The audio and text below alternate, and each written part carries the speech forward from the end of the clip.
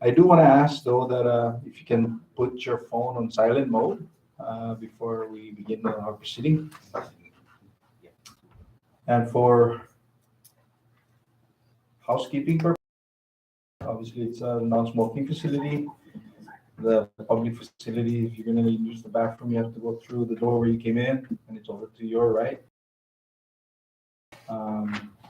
And everything else is pretty much the standard. I want to thank the judiciary for allowing us to use this facility for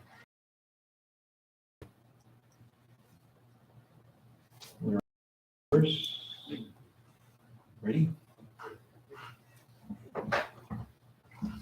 And before I call the meeting to order, I also would like to recognize the presence of our Mayor of the Honorable Edwin P. Audon, and his Chief of Staff, and the Cleveland Council, Kim Hines, the Secretary of Finance, Dave Dimapon, the President Director for CUC, Ms. Evelyn Manglonia, the Delegate Kilili's Representative, Mr. Jose Kiyoshi, former Senator Joe De La Cruz, the appointees, COVID-19 Task Force Warren Villagomez, the representative for NBA, the Managing Director, NBA, Ms. Jacopo. I saw Director Sonia Komatsu here in the courts.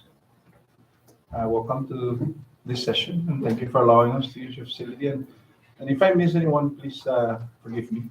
I also would like to recognize the presence of our delegation staff, Mr. Joe San Nicolas, assisting us, and all the AOB staff that are here today. So, ready? Good morning, and this is the second day for the regular session. Today is Friday, September 23rd, 2022, at 10:54 a.m. here at the Tinian Courthouse.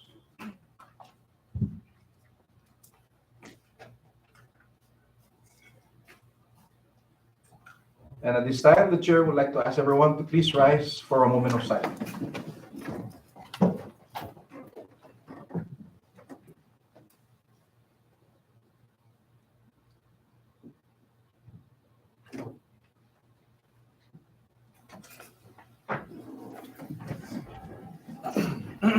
And before I call the roll, I also like to recognize Ms. Gurumina Cepeda, who's also the delegation staff here assisting us, and the director, the representative for MBA, Ms. Gida Borja.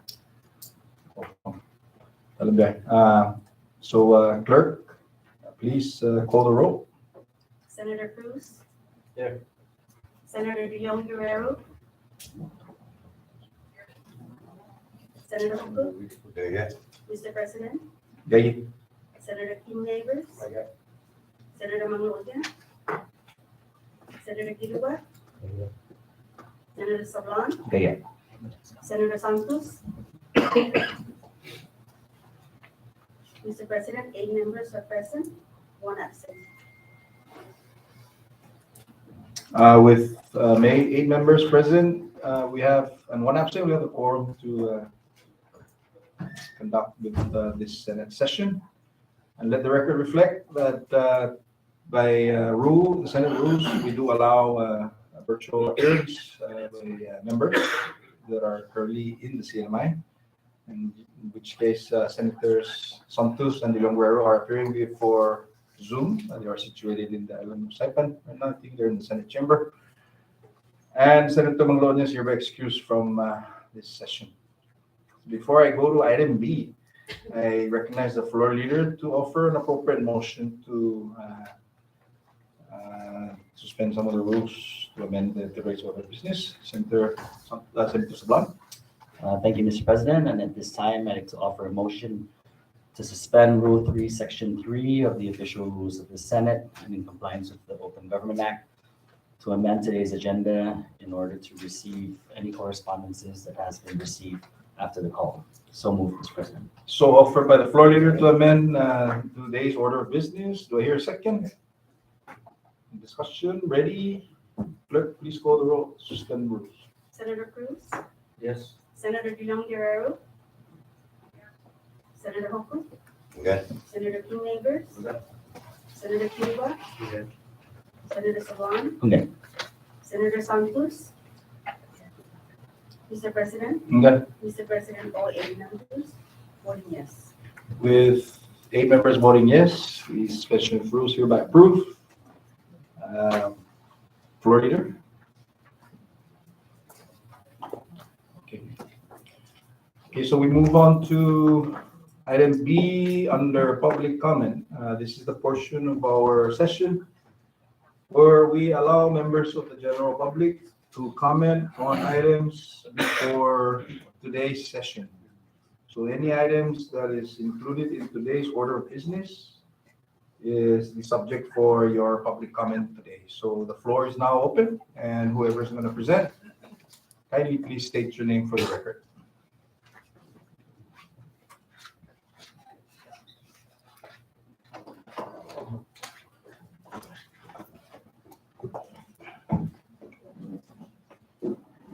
Good morning, members of the Senate. And I wanted to extend appreciation and thank you for having this session, a very, very critical, important session here in TNN. As is responsible, we have the people of TNN for giving us the opportunity to come again and join your session and say our piece. Everybody, my name is Edwin Piaudon, and I am the mayor of TNN League. As the mayor, my greatest responsibility is to ensure that the welfare of the people of TNN, or in other words, provide jobs and continue employment for our people. Although I have already testified before the House and Senate during budget hearings, I believe it is my duty to once again speak before the Senate to aggressively advocate for the continued employment of our current government employees. For the past few weeks, the governor and the House of Representatives have been in an all-out media war regarding the fiscal year 2023 budget. And as a former member of the legislature, I truly understand the politics behind the formulation and passing of a budget during an election year. However, there should never be any reason for political differences to cause the termination and financial hardship of current government employees. Unfortunately, this is exactly what the House version of the budget would do if passed or proposed. On September 16, the House Ways and Means Committee had a press conference justifying their budget. In that press conference, the House majority said that their budget will not have an effect on an existing employees of TNN and RODA. The House majority members continued to defend the budget through the media, insisting that they did their due diligence in formulating this budget. As the mayor of TNN, I can state with absolute certainty that this is not correct. Let me give you two clear examples how the House did not do their due diligence and how their budget would lead to the termination of current employees on TNN. First, the House version which passed on August 27 gave TNN Commerce, 3 FTEs. However, TNN Commerce had 4 FTEs since the beginning of fiscal year 2022 and 5 FTEs when the House passed the budget. If the House version passes, 2 civil service employees will be terminated on October 1st. Worse yet, the House version don't even identify which position will be terminated, leaving the department in disarray. Second, the House version of the budget provided the mayor's office 114 FTEs. However, the mayor's office had 123 filled FTEs when the House passed their budget. There are also 10 personal actions that have already been submitted to OPM to be effective. To use a phrase from the House majority, the numbers do not lie. And in this case, it is clear that the House did not do their due diligence as it pertains to TNN's current employees. If the House version is passed, it will have direct consequences for many TNN government employees and their families, which is totally unacceptable. The other issue I would like to bring to the attention of the Senate is the difference between TNN and RODA budget. Never in the history of the cinema can I remember that TNN and RODA budget has differed by $800,000.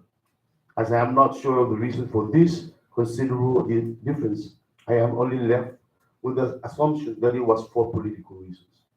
And finally, I would like to highlight the fact that the House version reduced the Department of Public Safety budget from fiscal year 22 by nearly 600,000 or 35%. Again, I can't comprehend how such a drastic cut to the most essential department makes any sense. Essentially, the House version, as it pertains to TN, is irresponsible and borders on negligence as it terminates current employees and reduces operations to a level that will definitely affect the safety of our people and the delivery of essential public services.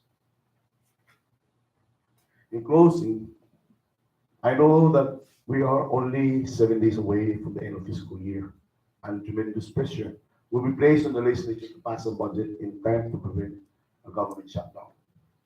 I would like to ask the Senate to rise above the politics and prioritize the continued employment of our people and reinstate this budget to a level where we can effectively deliver public service to our people.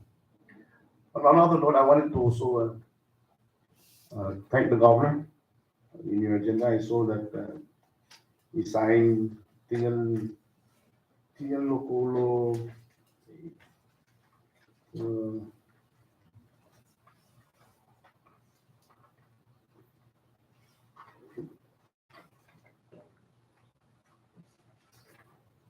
I do see that the confirmation in the committee report is on your agenda. I wanted to say that please, the reconfirmation of Mr. Warren Williams. Warren has been very, very effective board member for TN. We have gone through a lot of things that have never been done in TN from our partnership with MBA. And yes, I put in my full support for his confirmation and to go back again and start working with MBA and the municipality. Mr. Chair, thank you for allowing Warren and the governor also for reappointing again Warren back to MBA. And I request for speedy confirmation. Thank you again. Thank you and good morning. Jesus Masi, Mayor Aldon, for offering your comments today. The floor is still open for any other member of the public to offer testimony or comments on any of the items before the Senate this morning.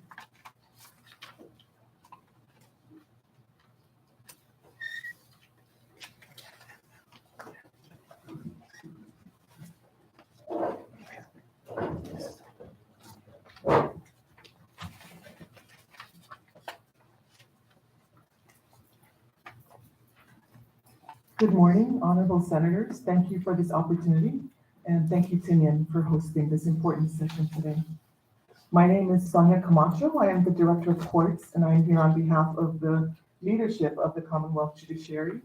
And I would like to respectfully request for the Senate support on items listed under Section E of your agenda, and on item Section P, House Bill number 22-116 HD2.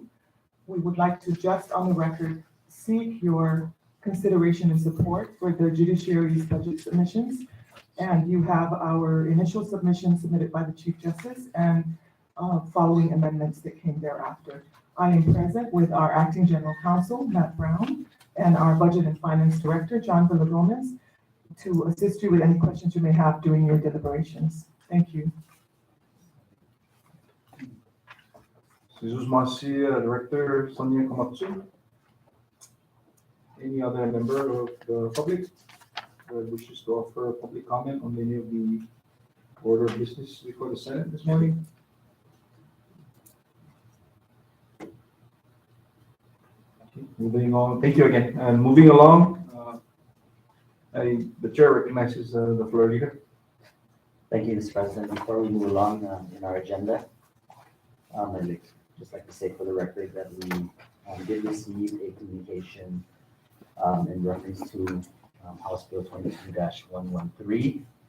which will be acted on today. So with that, I'd like to receive that communication, and I did receive a number from the clerk, and that would be miscellaneous communication 22-112. And this is the communication that I believe was passed out to everybody in reference to House Bill 22-113. Thank you, Mr. President. Mr. Chair, can you please state the communication from who and for what?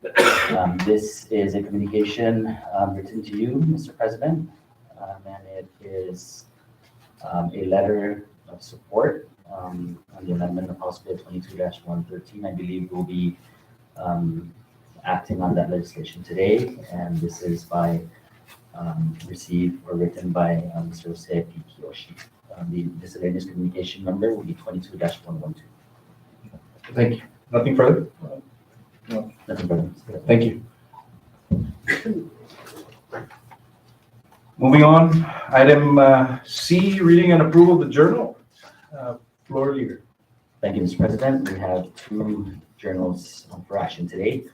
First is Senate Journal number 22-28, 6th special session dated July 22, 2022. Mr. President and members, I move for its adoption.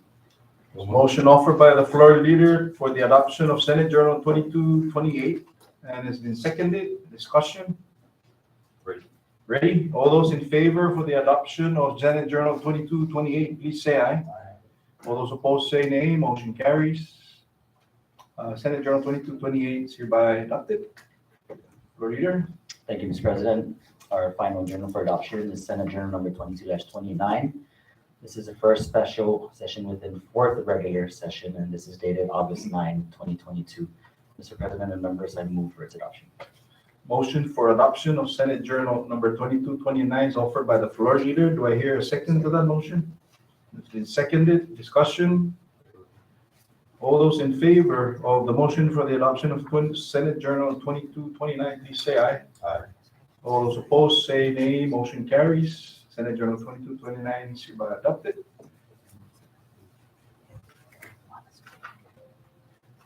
Okay, before we proceed on, if there's no objection from the members, I wish to move to item M, the reports of standing committees, of which we're going to obtain the items from the AGI. So at this time, I recognize the floor leader. Just follow the order of business. There's only three. So go ahead, floor leader, and offer the proper motion. Thank you, Mr. President. We moved on to item M of the agenda, reports of standing committees. We have three standing committee reports for adoption. The first is standing committee report number 22-88 from your Committee on Executive Appointments and Government Investigations, reporting on the executive appointment of Dr. Angelica C. Sabino to serve as a member of the Healthcare Professions Licensing Board to represent the healthcare professionals. Mr. President and members, I move for its adoption.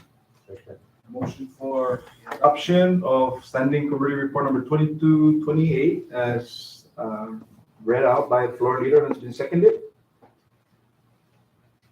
Discussion? At this time, the chair recognizes Senator Francisco Cruz, the chairman for EAGI. Thank you, Mr. President.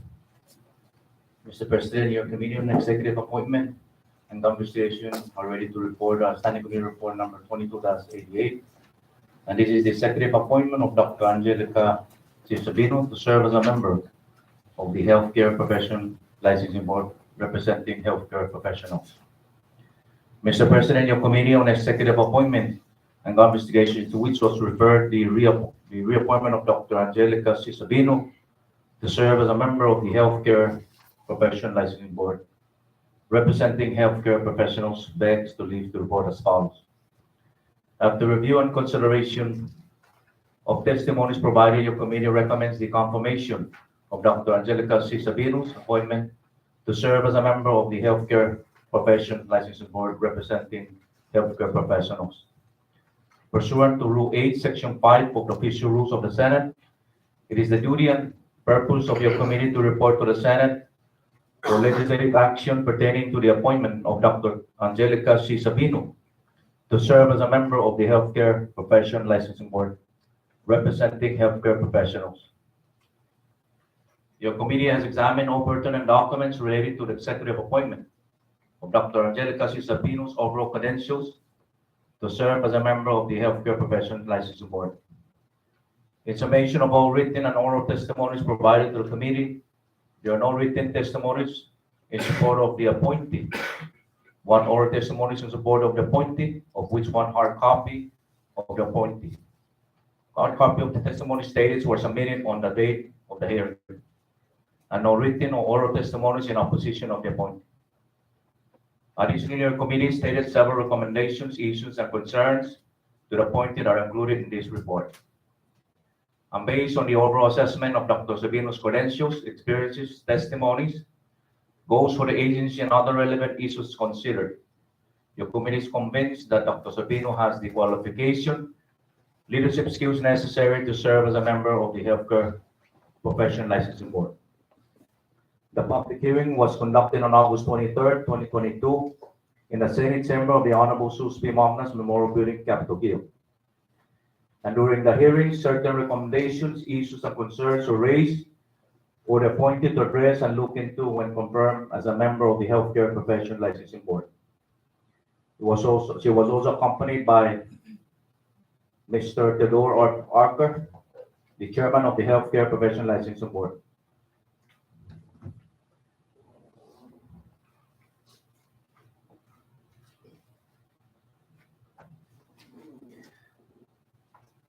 And in conclusion, all the required documents in accordance or in conformance with Rule 8, Section 5 of the Official Rules of the Senate have been submitted to your committee for review and consideration. And based on the submission of pertinent documents and testimony, your committee concludes that executive appointment of Dr. Angelica C. Sabino to serve as a member of the Healthcare Profession Licensing Board is in accordance with 3 CFC subsection 2204. Therefore, your committee consents the confirmation of Dr. Angelica C. Sabino to serve as a member of the Healthcare Profession Licensing Board to represent the healthcare professionals. Again, I respectfully ask the full members of this body to support Standing Committee Report number 22-88. Thank you, Mr. President. Jesus Masi, Senator Cruz. Any other member would like to offer some comments? Ready? Ready, sir? The chair recognizes Senator Teresita Santos.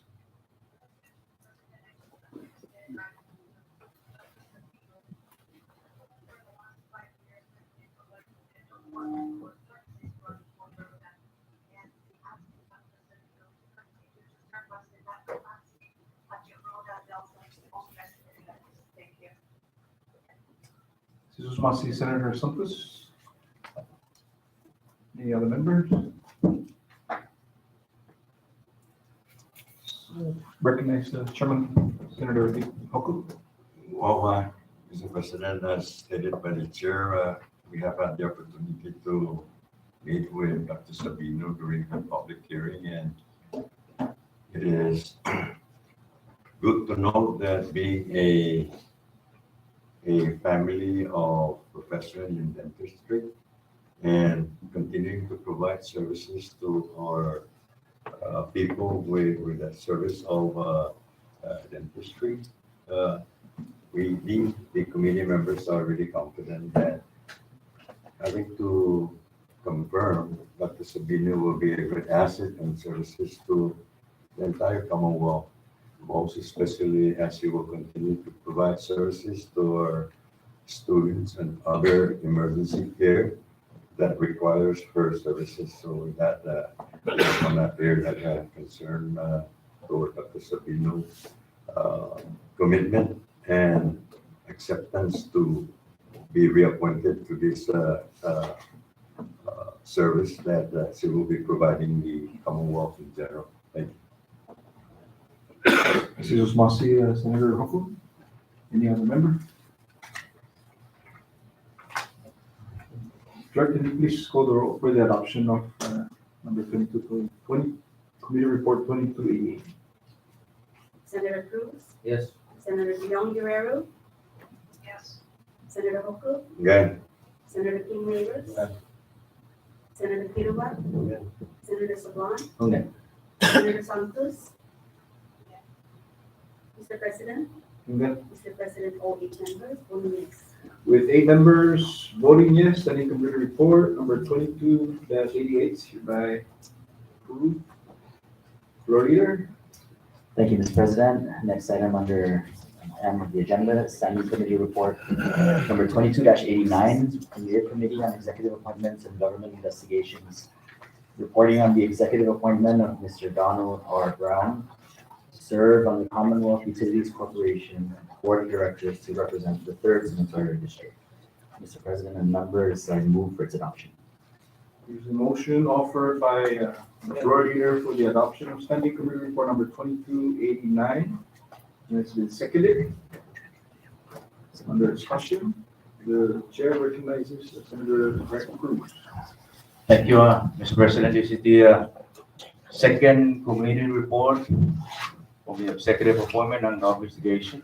Ready to report. And this is Standing Committee Report number 22-89. The executive appointment of Donald R. Brown to serve as a member of the Commonwealth Utilities Corporation Board of Directors representing the 3rd Senatorial District. Mr. President of Committee on Executive Appointments and Investigation, to which was referred the appointment of Mr. Donald R. Brown to serve as a member of the Commonwealth Utilities Corporation Board of Directors representing the 3rd Senatorial District, begging to report as follows. After review and consideration of testimonies provided, the committee recommends the confirmation of Mr. Donald R. Brown's appointment to serve as a member of the Commonwealth Utilities Corporation Board of Directors, representing the 3rd Senatorial District. Pursuant to Rule 8, Section 5 of the Official Rules of the Senate, it is the duty and purpose of your committee to report to the Senate for legislative action pertaining to the appointment of Mr. Donald R. Brown to serve as a member of the Commonwealth Utility Corporation Board of Directors representing the 3rd Senatorial District. Your committee has examined all pertinent documents relating to the executive appointment of Mr. Donald R. Brown's overall credentials to serve as a member of the Commonwealth Utilities Corporation CUC Board of Directors. In summation of all written and oral testimonies provided to the committee, there are 2 written testimonies in support of the appointee, 2 oral testimonies in support of the appointee, of which 1 hard copies of the testimony stated were submitted after the date of the hearing, and no written or oral testimonies in opposition of the appointee. Additionally, your committee stated several recommendations, issues, and concerns to the appointed are included in this report. And based on the overall assessment of Mr. Brown's credentials, experiences, testimonies, goals for the agency, and other relevant issues considered, he is convinced that Mr. Brown has the qualification and leadership skills necessary to serve as a member of the Commonwealth Utilities Corporation Board of Directors. The public hearing was conducted on August 23rd, 2022, in the Senate Chamber of the Honorable Sus P. Momnus, Memorial Building, Capitol Hill, Saipan. And during the hearing, certain recommendations, issues, and concerns are raised for the appointee to address and look into and confirm as a member of the Commonwealth Utility Corporation CUC Board of Directors. Was also accompanied by the CUC Executive Director, Mr. Gary P. Camacho. And in conclusion, all required documents in conformance with Rule 8, Section 5 of the Official Rules of the Senate have been submitted to your committee for review and consideration. And based on the submission of pertinent documents and testimonies, the committee concludes that the appointment of Mr. Donald R. Brown to serve as a member of the Commonwealth Utility Corporation Board of Directors is in accordance with Rule 4, CMC, subsection 8131. Therefore, your committee consents the confirmation of Mr. Donald R. Brown to serve as a member of the Commonwealth Utilities Corporation Board of Directors to represent the 3rd Senatorial District. Again, I humbly ask the members of the body to support Standing Committee Report number 22-89. Thank you, Mr. President. This is Chairman Cruz. Any other member who'd like to offer some comments with regards to this committee report? I recognize Senator Edith De Leon Guerrero.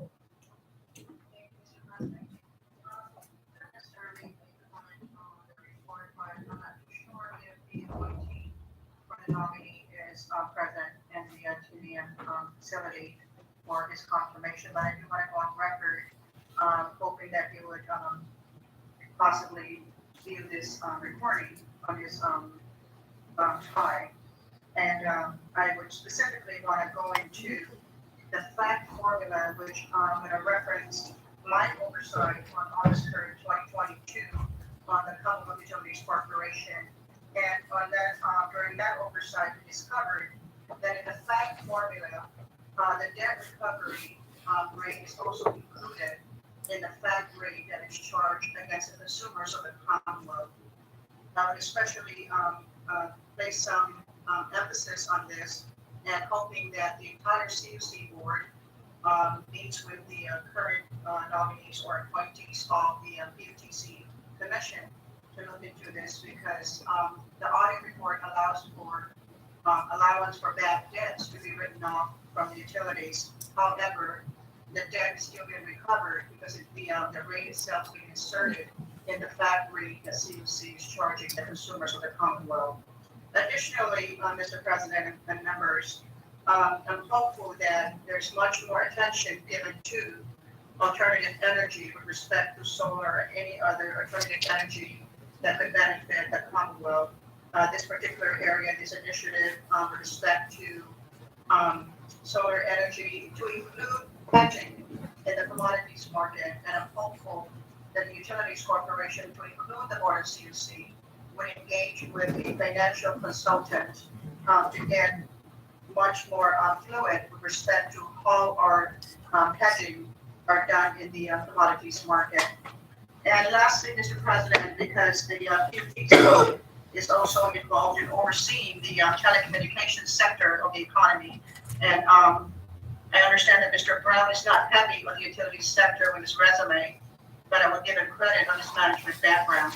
And I would also urge Mr. Brown and the other members of PUTC and the board itself to look into the telecommunications sector, because there is a report that was done on the Cinemas Broadband Initiative back on January 11, 2013. And one of the recommendations is that the telecommunications sector publishes rates also that are being charged against the cinema customers. Thank you, Mr. President. Thank you, Senator De Leon Guerrero. Any other member?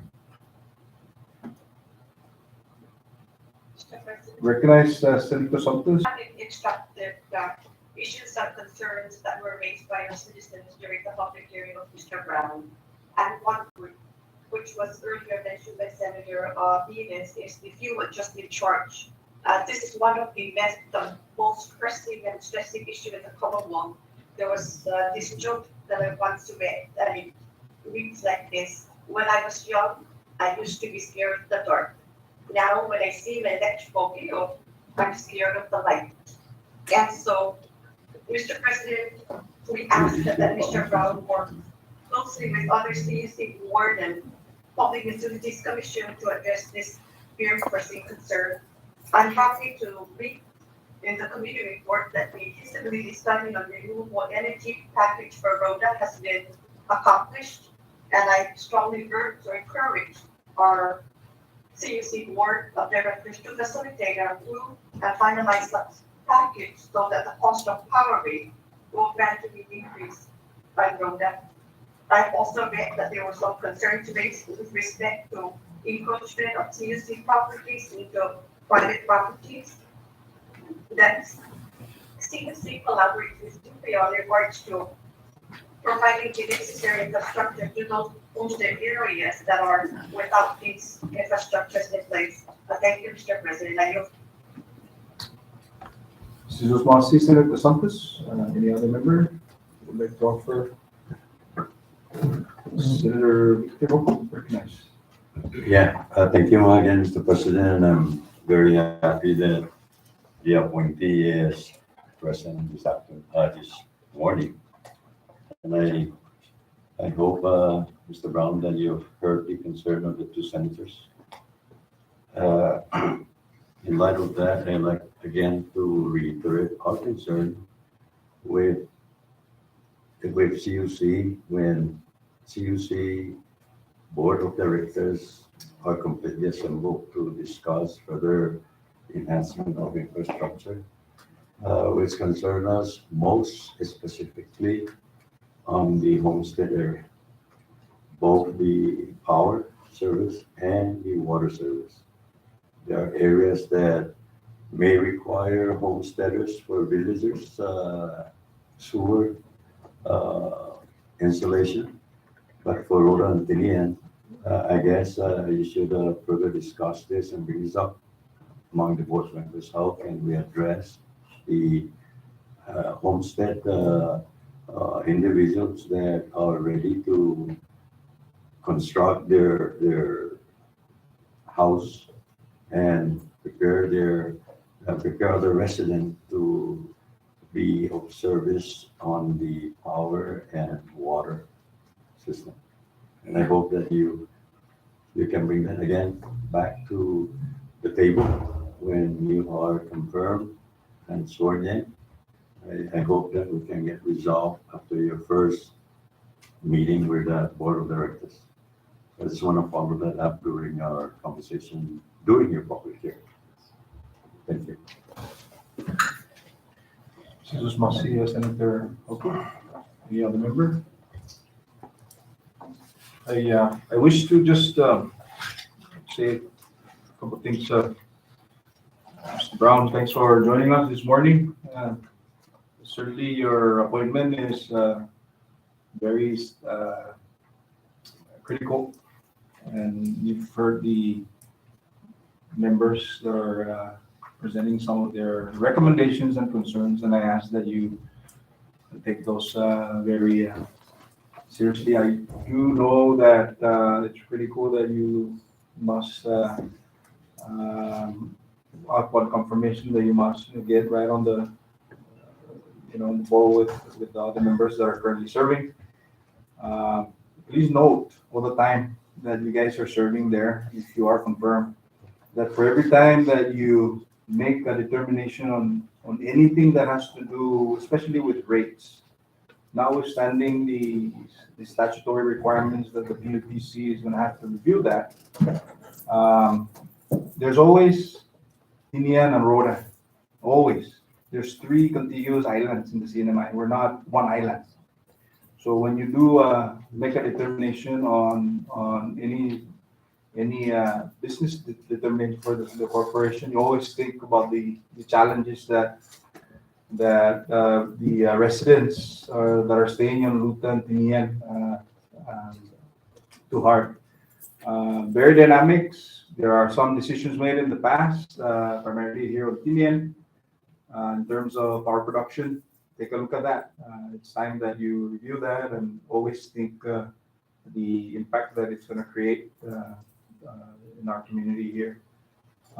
Just yesterday, we met with the leadership, Tinian leadership met with the Department of Public Lands, and they were reporting on another homestead development, of which is very ambitious because a lot of our people are applying, and there's more. Every day there's people turning 18 that are qualifying, and there's, thankfully there are available lots which will be breaking down soon. But I do want to point out that as a utility that you stand to benefit and your responsibility with the sewage treatment plant, water and power, one of the recommendations that the leadership of TINEN had mentioned to the Department of Public Lands is the centralized sewage treatment system over for the 459 lots over in Marple Heights 3, Phase 3. The history of our islands here, Mr. Brown, is we always dream of projects, but there's no money. But this time we have a lot of money. I know that because we see it, and the Secretary of Finance alluded that earlier in our meeting. Secretary of DPL yesterday. Not Secretary of Finance, not because I saw Secretary of Finance, but Secretary of DPL. I stand corrected. So we take that very seriously, Mr. Brown, that work with the agencies that are responsible. It's good to do that now and plan and allocate it because it's important to also not only protect the environment. That lot is going to be situated about 2.5 miles away from our sole source aquifer, which is the only water supply that we supply our islands. And you're going to get more um, uh, information once you start working.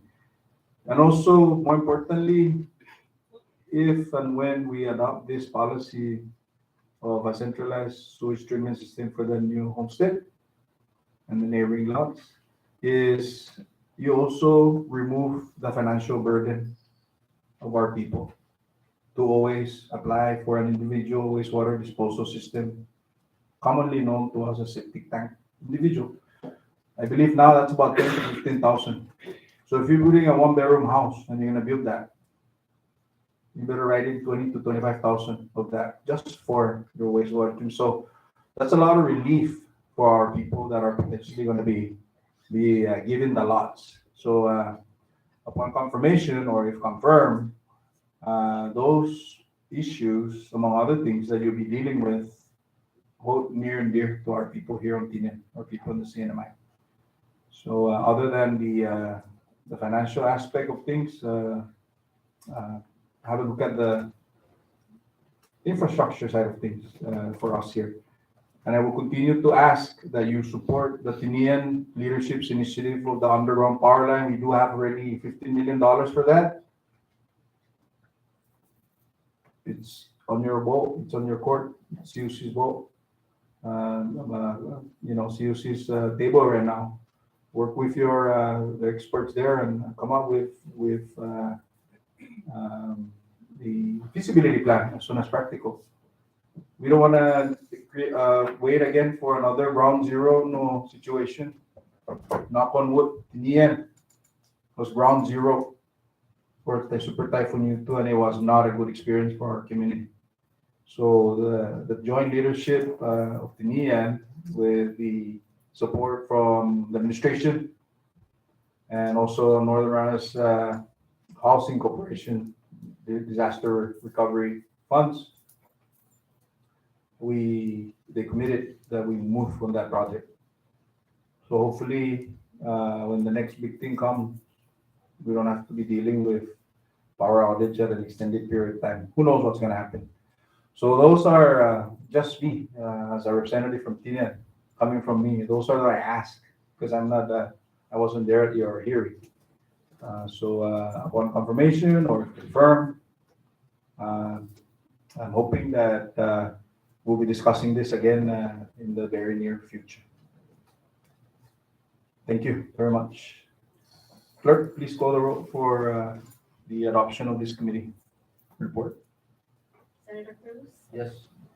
Senator Leon Guerrero, Yes. Senator Hoku, Okay. Senator King Neighbors, Senator Pidua, Senator Sablan, Okay. Senator Santos, Yes. Mr. President, Okay. Mr. President, all 8 members voting yes. With 8 members voting yes, standing committee report number 2289 is hereby approved, thereby confirming Mr. Donald Brown to the Board of CUC representing the 3rd Senatorial District of Saipan. Congratulations, Mr. Brown. I'll take a short recess.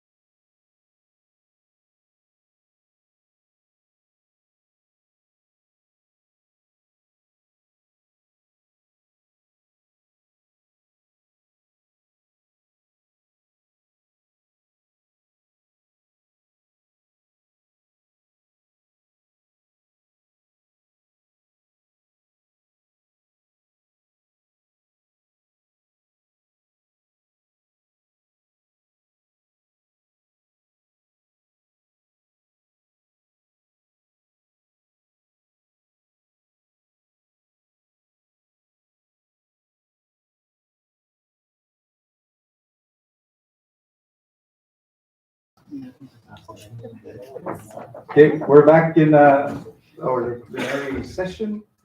And thank you, members, for reminding the chair that,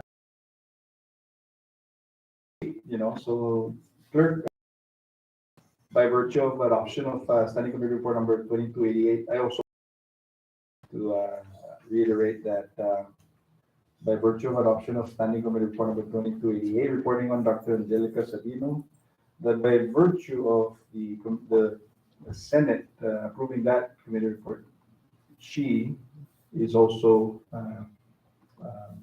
approved to be the member of the Healthcare Professionals Licensing Board to represent the healthcare professionals. So just for the record.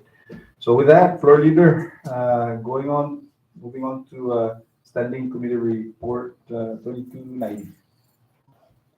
Thank you, Mr. President. And our last report under item M is Standing Committee Report number 22-90 from your Committee on Executive Appointments and Government Investigations, reporting on the executive reappointment of Mr. Warren F. Villagomez to serve as a member of the Marianas Visitors Authority to represent the 2nd Senatorial District. Mr. President and members, I move for its adoption. A motion offered by the floor leader for the adoption of Standing Committee Report number 22-90, reporting on the appointment of MDA under the EAGI. And at this time, I recognize the chair. Under discussion, I recognize Chairman Francisco Q. Cruz. Thank you, Mr. President. This is the last Standing Committee report from your Committee on Executive Appointment and Investigation, and the executive appointment or executive reappointment of Mr. Warren F. Villagomez to continue serving as a member of the Marianas Visitors Authority Board of Directors representing the 2nd Senatorial District. Mr. President of Committee on Executive Appointments and Investigation, to which was referred the reappointment of Mr. Warren F. Villagomez to continue serving as a member of the Marianas Visitors Authority Board of Directors representing the 2nd Senatorial District, beg leave to report as follows. After review and consideration of testimonies provided, your committee recommends the confirmation of Mr. Villagomez's reappointment to serve as a member of the Marianas Visitors Authority Board of Directors representing the 2nd Senatorial District. Pursuant to Rule 8, Section 5 of the Official Rules of the Senate, it is the duty and purpose of your committee to report to the Senate for legislative action pertaining to the reappointment of Mr. Warren F. Villagomez to continue serving as a member of the Marianas Visitors Authority Board of Directors representing the 2nd Senatorial District. Your committee has examined all pertinent documents relating to the executive reappointment of Mr. Villagomez over credentials to serve as a member of the Marianas Visitors Authority, MDA, Board of Directors. In summation of all written and oral testimonies provided to the committee, there are 8 written testimonies in support of the appointee, 8 oral testimonies in support of the appointee, and of which no hard copies of the testimony stated were submitted on the date of the hearing, and no written or oral testimonies in the position of the appointee. Additionally, your committee stated several recommendations, issues, and concerns to the appointee that are included in this report. The public hearing was conducted on August 25th, 2022 in the Senate chamber of the Honorable Jesus B. Magnus Memorial Building, Capitol Site. And during the hearing, certain recommendations, issues, and concerns were raised for the appointee to address and look into when confirmed as a member of the Marianas Visitors Authority, MDA, Board of Directors. And in conclusion, all required documents in conformance with Rule 8, Section 5 of the Official Rules of the Senate have been submitted to your committee for review and consideration. And based on the submission of pertinent documents and testimonies, the committee concludes that the reappointment of Mr. Warren F. Villagomez to continue serving as a member of the Marianas Visitors Authority Board of Directors is in accordance with 4 CMC subsection 2111. Therefore, your committee consents to the confirmation of Mr. Warren F. Villagomez to continue serving as a member of the Miranas Business Authority Board of Directors to represent the second senatorial district. Again, I humbly ask the full body to support standing committee report number 22-9. Thank you, Mr. President. Jesus Masi, Chairman Cruz, any other member who would like to offer comments? I recognize Senator Edith Youngberg. Mr. President, comments on the report.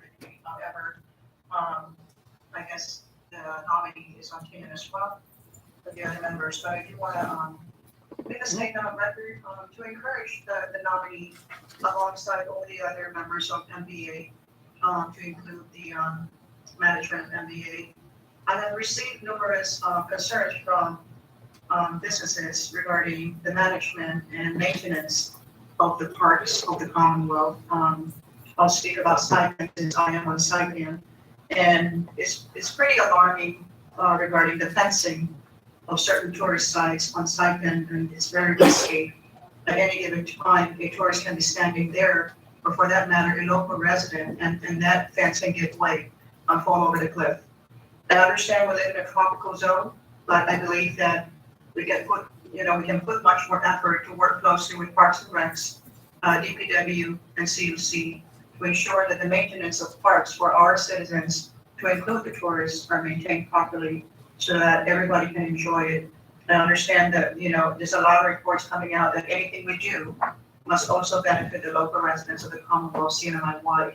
And therefore, there's this great urgency to make sure that we visit frequently the tourist sites like Monte Pocho, overgrown grass, Banzai Cliff, a breaking fence that could just easily fall over. And, all the beaches on Saipan, if you notice, we don't have standing showers. I've inquired about this and I'm being told that the pipes are located on the opposite side of the street. Well, I don't take that as a good reason not to have standing showers, constructed for our citizens to enjoy the beaches on Saipan and for that matter, Rodatine as well. Tourists too, they can enjoy that. So I think it's time we start looking at thinking outside the box rather than just trying to look at bringing in more tourists. We definitely need that for revenue generation, but we cannot neglect the responsibility to our community that our parks needs maintenance and management in a proper fashion because our kids, our citizens must also enjoy the environment. Thank you very much, Mr. President. Jesus Masi, Senator Youngberg. Senator Santos, recognize. Thank you, Mr. Chairman. And so I'd like to quote MPA Board Vice Chair Abno Kapala, who wrote in her letter to the chairman of the AGI, which and I quote, I supported having Mr. Villagomez on the board because he would serve as a bridge between tourism and public health. I tend to agree with her statement because while MPA promotes tourism, Director Villagomez's position at CC and as chair for the COVID-19 task force plays a very critical role in public health. In fact, in Director Villagomez's opening statement to the committee, he said, quote, tourists want a destination that is clean and has a safe environment, close quote. And we all know that Director Villagomez's ability to handle and lead as the chair of the COVID-19 task force is highly commendable. Because of his leadership and our frontliners, CC and the rest of the other stakeholders, our CNMI is very fortunate not to ignore so many cases of fatalities from the pandemic compared to other jurisdictions. And now that we're starting to jumpstart with our tourism, we thank the Director Villagomez and the rest of the MPA board and management for hosting a series of annual signature events on TN and Saipan, and hopefully soon. I'd like to remind Director Villagomez that Roda's San Francisco annual fiestas is coming October 8th. Thank you. Jesus Masi, Senator Santos, any other member who would like to offer comments? This committee report. Mr. President. Yeah. Senator Lee. Again, I'd like to extend my appreciation to Mr. Villagomez for accepting again a 4-year term to continue to serve with the MBA Board of Authority. And the asset of Mr. Villagomez serving the MBA is the fact that he's been very active and a great promoter for our tourism industry, not only to Saipan, but also to the neighboring island of Saipan, Bohol, and Tinian. Thus far, it is more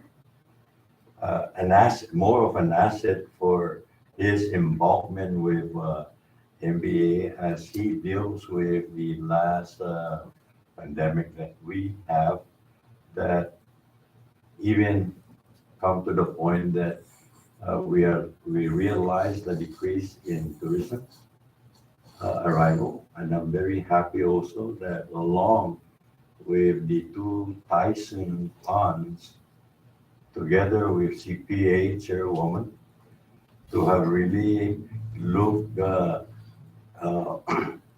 into the welfare of the Commonwealth by working alongside MBA to reopen our border, makes it more inevitable for our tourists to be guaranteed safety for arriving to continue to arrive on our island in the Commonwealth. And that is the biggest asset with the appointment of Mr. Warren Villagomez to once again serve under the MBA. And having to note that MBA, along with CPA, MBA is the seat of economic growth, right? CPA is the seedlings to expand productivity and realization of tourism, to ensure that we continue to open our border, and to ensure also that MBA, with your active participation and being a chairman of the COVID task force, ensure the tourism safety to continue to reach their destination to the CNMI. And that is the asset that you will be contributing deeply, with MBA and working alongside with CPA to ensure that we continue to provide the necessary health and welfare protection, to our visitors coming to the CNMI. And Senator Edie mentioned about tourist site that requires cosmetic to ensure that we protect our tourism. And I hope that, with the action that the Senate will be undertaking this afternoon, that we consider the budgetary recommendation for MBA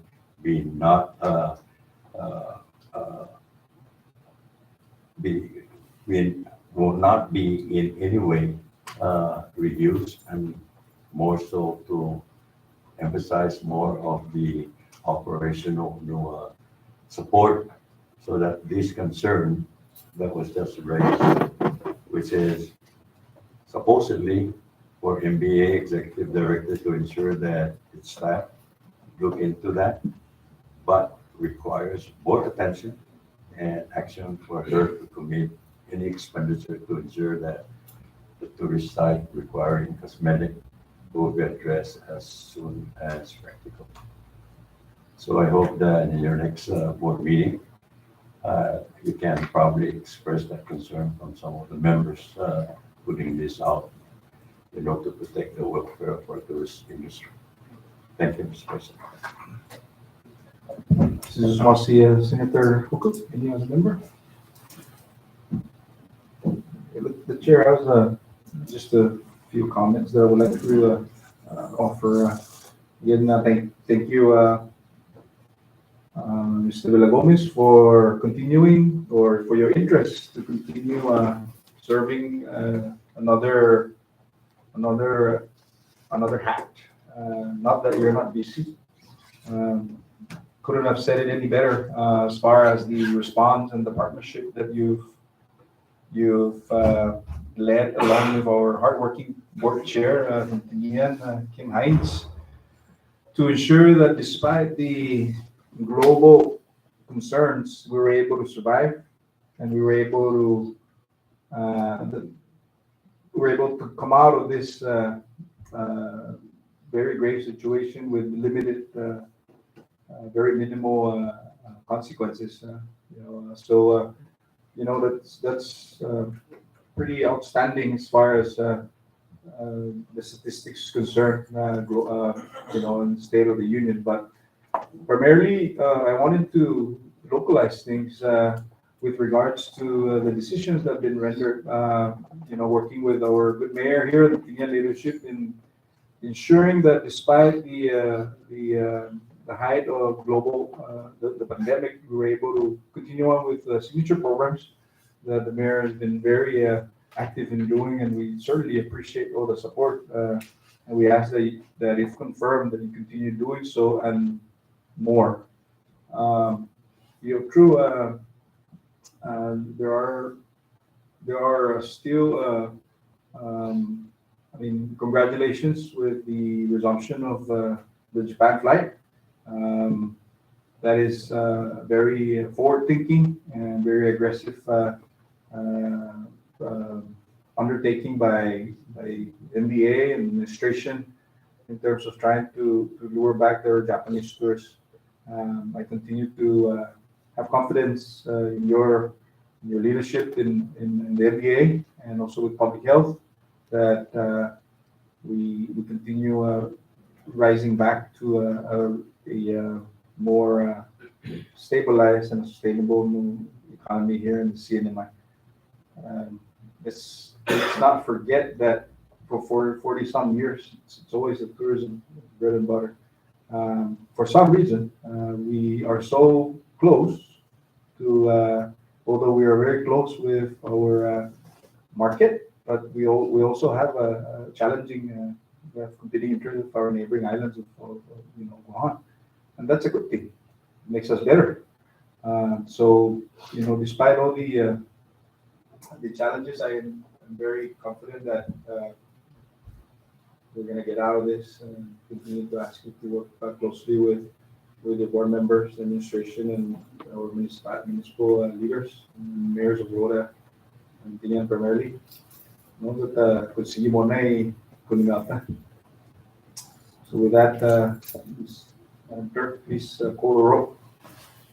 Senator Cruz, Yes. Senator Dilon Guerrero, Senator Hoku, Okay. Senator King Neighbors, Yes. Senator Kirwa, Yes. Senator Sablan, Yes. Senator Santos, Yes. Senator Dilon Guerrero, Yes. Mr. President. Okay. Mr. President, all 8 members voting yes.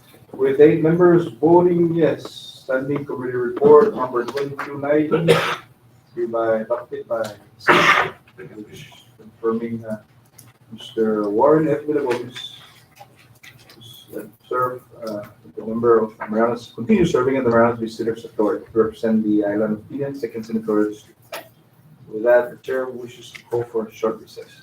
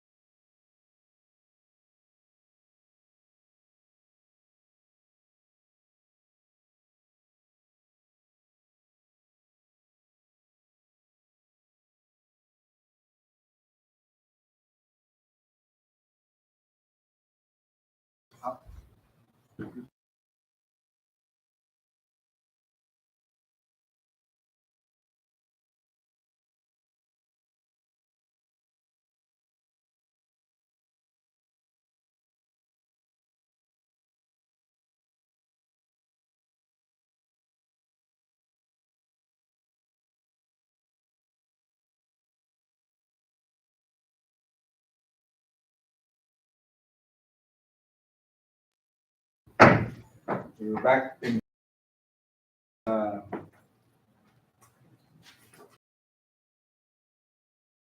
this call from the members to recognize the floor leader. First, I want to ask everyone to please go to item G and recognize the floor leader to offer the appropriate motion to entertain item 3 of letter G and item 12 of letter G. And then we're gonna go to P and entertain House Bill 22-116 HD2. So with that, the chair recognizes the floor leader. Thank you, Mr. President. Under item G, communications from the House. We do have a couple of communications that require action. And the first one is in accordance with the suspension of rules that was approved by the members. Under item number 3, under House Communications, this is House Communication number 22-116. I'd like to offer a motion that we place House Joint Resolution number 22-16 on today's resolution calendar for action. Second. The motion offered by the floor leader for the placement of House Joint Resolution number 22-116 and seconded. All those in favor of the motion for the placement of HJR 22-116, please say aye. Aye. All those opposed say nay. Motion carries. Floor leader. Thank you, Mr. President. Our next item for action, if you move down to number 12 under House Communications, this is House Communication number 22-125, returning with amendments, Senate Bill number 22-05, SS1 HD1, to establish a behavioral health profession scholarship and for other purposes. I'd like now to offer a motion that we accept the amendments by the House. There's been a motion offered by the floor leader on reference to House Communication 22-125. And the motion is to accept the House amendments. And it's been seconded. Discussion? Ready? Ready? Thank you, members. Clerk, please call the roll. Senator Cruz? Yes. Senator Ridon Guerrero? Yes. Senator Hope? Good. Senator King Neighbor? Senator Quirua? Senator Sablan? Okay. Senator Santos? Yes. Mr. President? Yes. Mr. President, all 8 members voting yes. With 8 members voting yes, the House Communication 22-125 referencing Senate Bill 2205 is hereby accepted and therefore passed the legislature, approved by the Senate. Thank you, members. And moving along, we would like to ask the members to go to item O under resolution calendar. Floor leader. Mr. President. I apologize. Go ahead, Senator Hope. About House Communication number 22-128.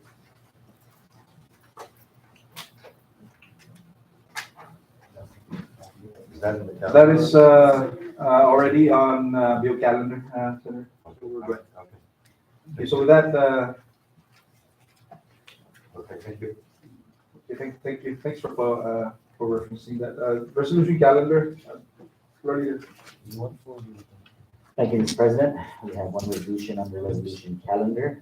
This is House Joint Resolution number 22-16 to authorize the Commonwealth of the Northern Mariana Islands through its governor to submit to the U.S. Department of Housing and Urban Development the action plan for the Community Development Block Grant Application number B22 ST690001, the Home Investment Partnership Grant Application number M22 ST690203, and the Emergency Solutions Grant Application number E22 DC690001 to receive the funds requested therein and to assume all responsibilities that may be imposed by the U.S. Department of Housing and Urban Community Development Block Grant, Home Investment Partnership Program, and the Emergency Solutions Grant Programs. Mr. President and members, I move for its adoption. Second. Been a motion for adoption of House Joint Resolution 22-116. And it's been seconded. Discussion?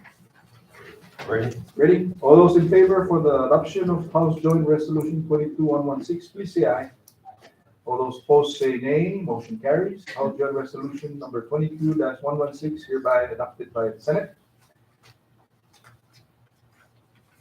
Moving to item P under bill calendar. The chair recognizes the floor leader to offer the appropriate motion for passage of or to entertain House Bill number 22-116 HD2. Floor leader. Thank you, Mr. President. Our first bill on today's bill calendar is House Bill number 22-116 to make appropriations for the operations and activities of the government of the Commonwealth of the Northern Mariana Islands, its agencies, instrumentalities, and independent programs, and to provide budget authority for government corporations for fiscal year 2023 and for other purposes. Mr. President and members, I move for its passage in the form of HD2. A motion is offered by the floor leader for the passage or for consideration on House Bill 22-116 HD2, and it's been seconded. Discussion. And at this time, the chair recognizes the chairman for the Fiscal Affairs Committee of the Senate, Senator Victor D. Hoku. Thank you, Mr. President. Let me just provide first the highlights of the House Bill 22-116. Mr. President, the House Bill 22-116 was passed by the House on August 27 and submitted to the Senate for further no action. And the Health Committee on Fiscal Affairs received the referral of this legislation on September 2nd, giving the committee members and our analysts to look into and digest the House version with the remaining 28 days to seriously look into that House bill.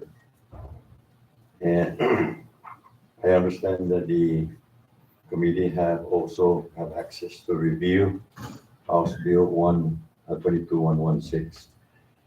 And we found it, that the committee found, Mr. President, the action that the House did on the distribution of the department allocation for fiscal year 2023.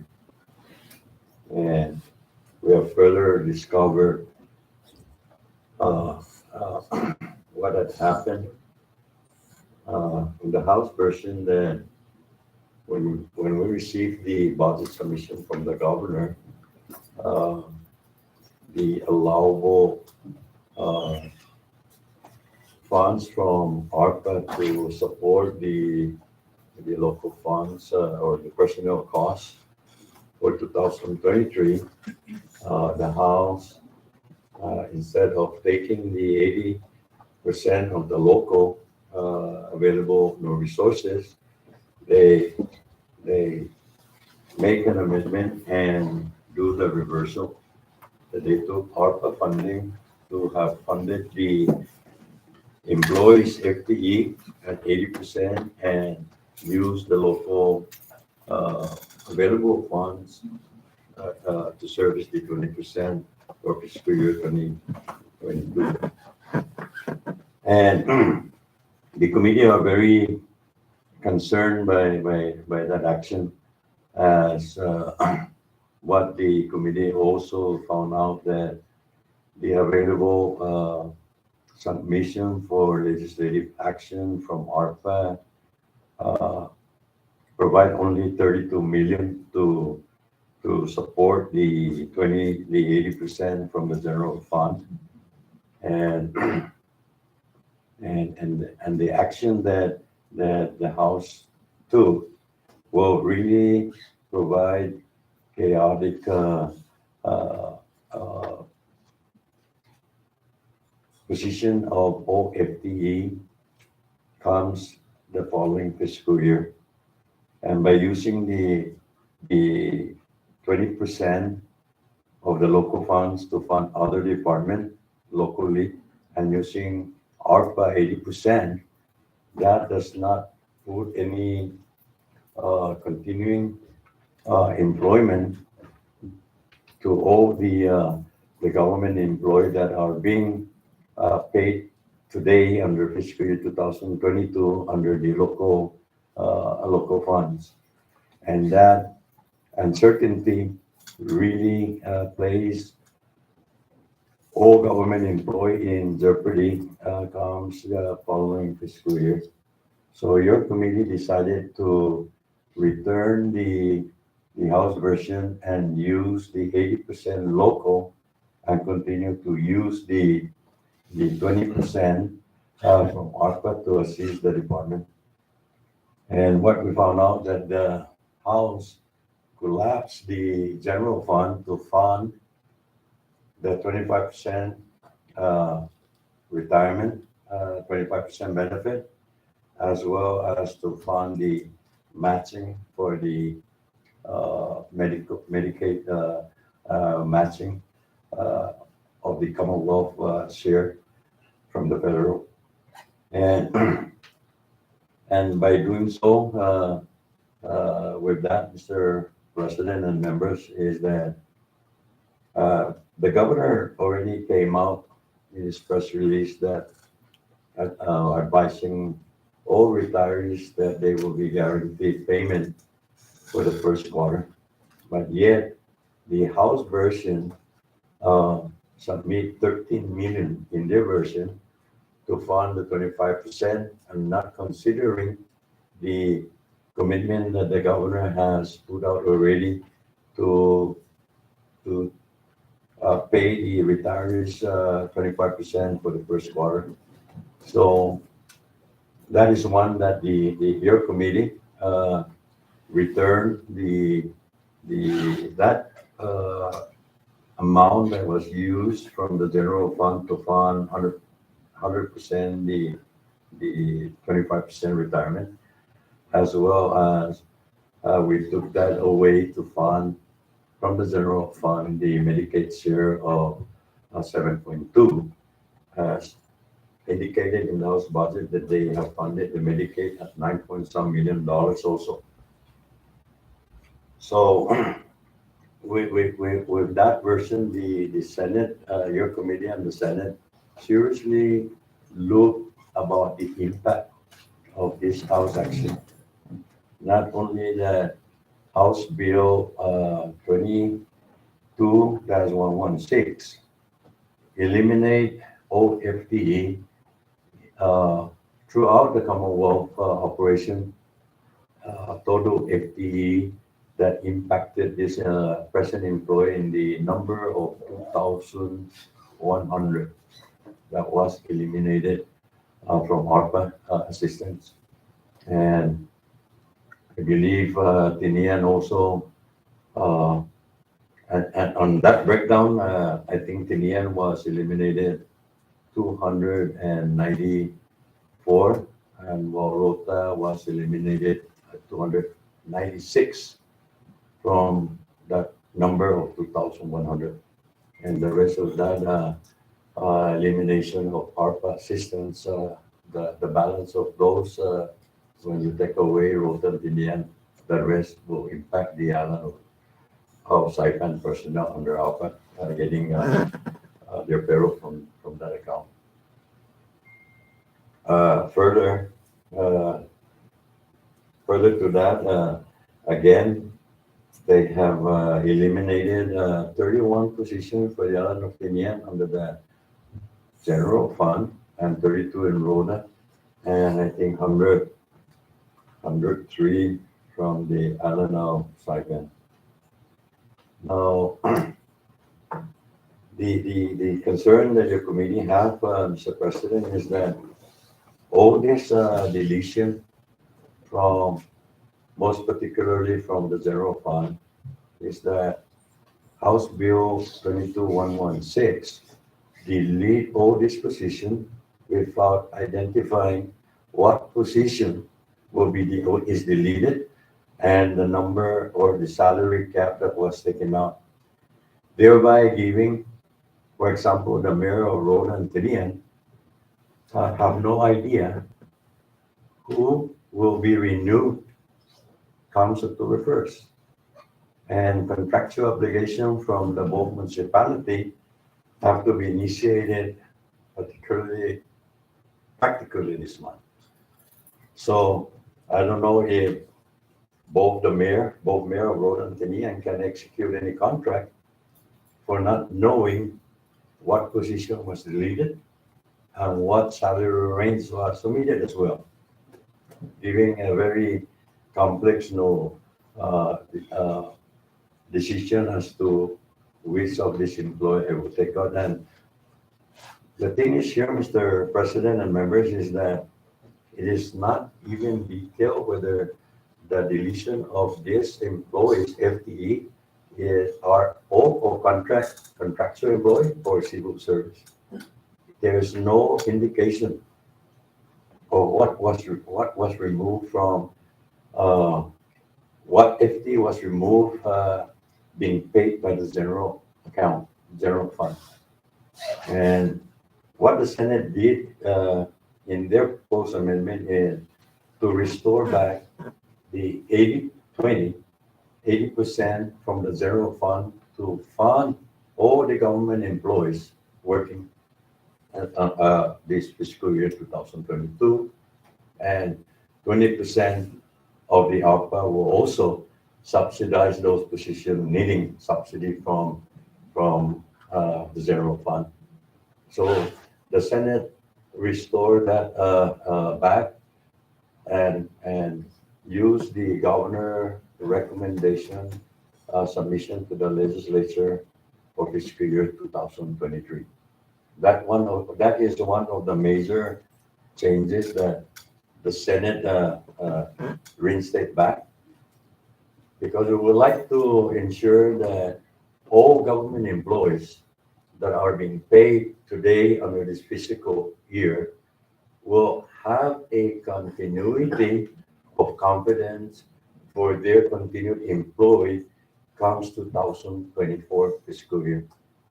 But by depleting the general fund and using ARPA, I'm not quite sure, Mr. President, how long ARPA can sustain to subsidize our local workforce.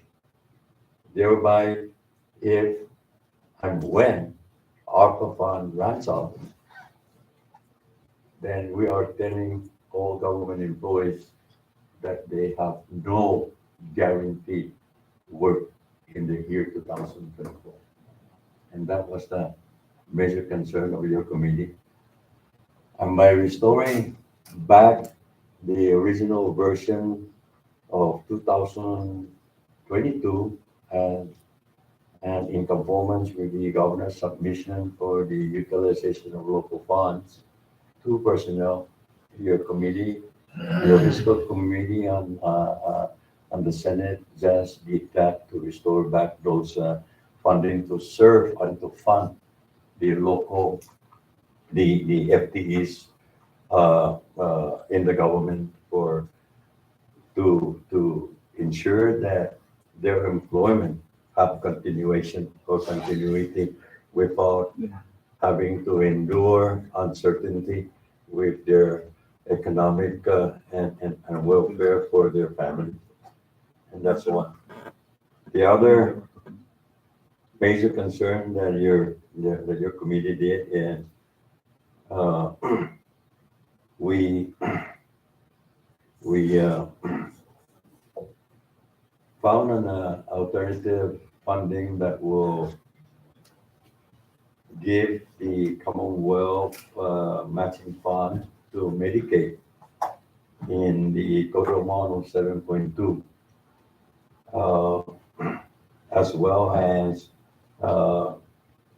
working on the 25% to ensure that our retirees will continue to get their 25% pension once this budget is passed for fiscal year 2023. And they also concerned that the committee look into is the compact impact. The House have provided numbers, dollar numbers in every agencies that are recipient of compact impact. And I understand that the governor have the sole authority to distribute funding based on data presented to the governor with the funds being dedicated to the agency. And that part of the bill was only for informational purpose to the legislature. The most critical part here, Mr. President, is the question of the ARPA funding that the governor, through his plan, to have provided the legislature with 32 million. House Bill 22-116 increased that funding level to 52 million, where your committee still feel that the additional 20 million that was taken from the Medicaid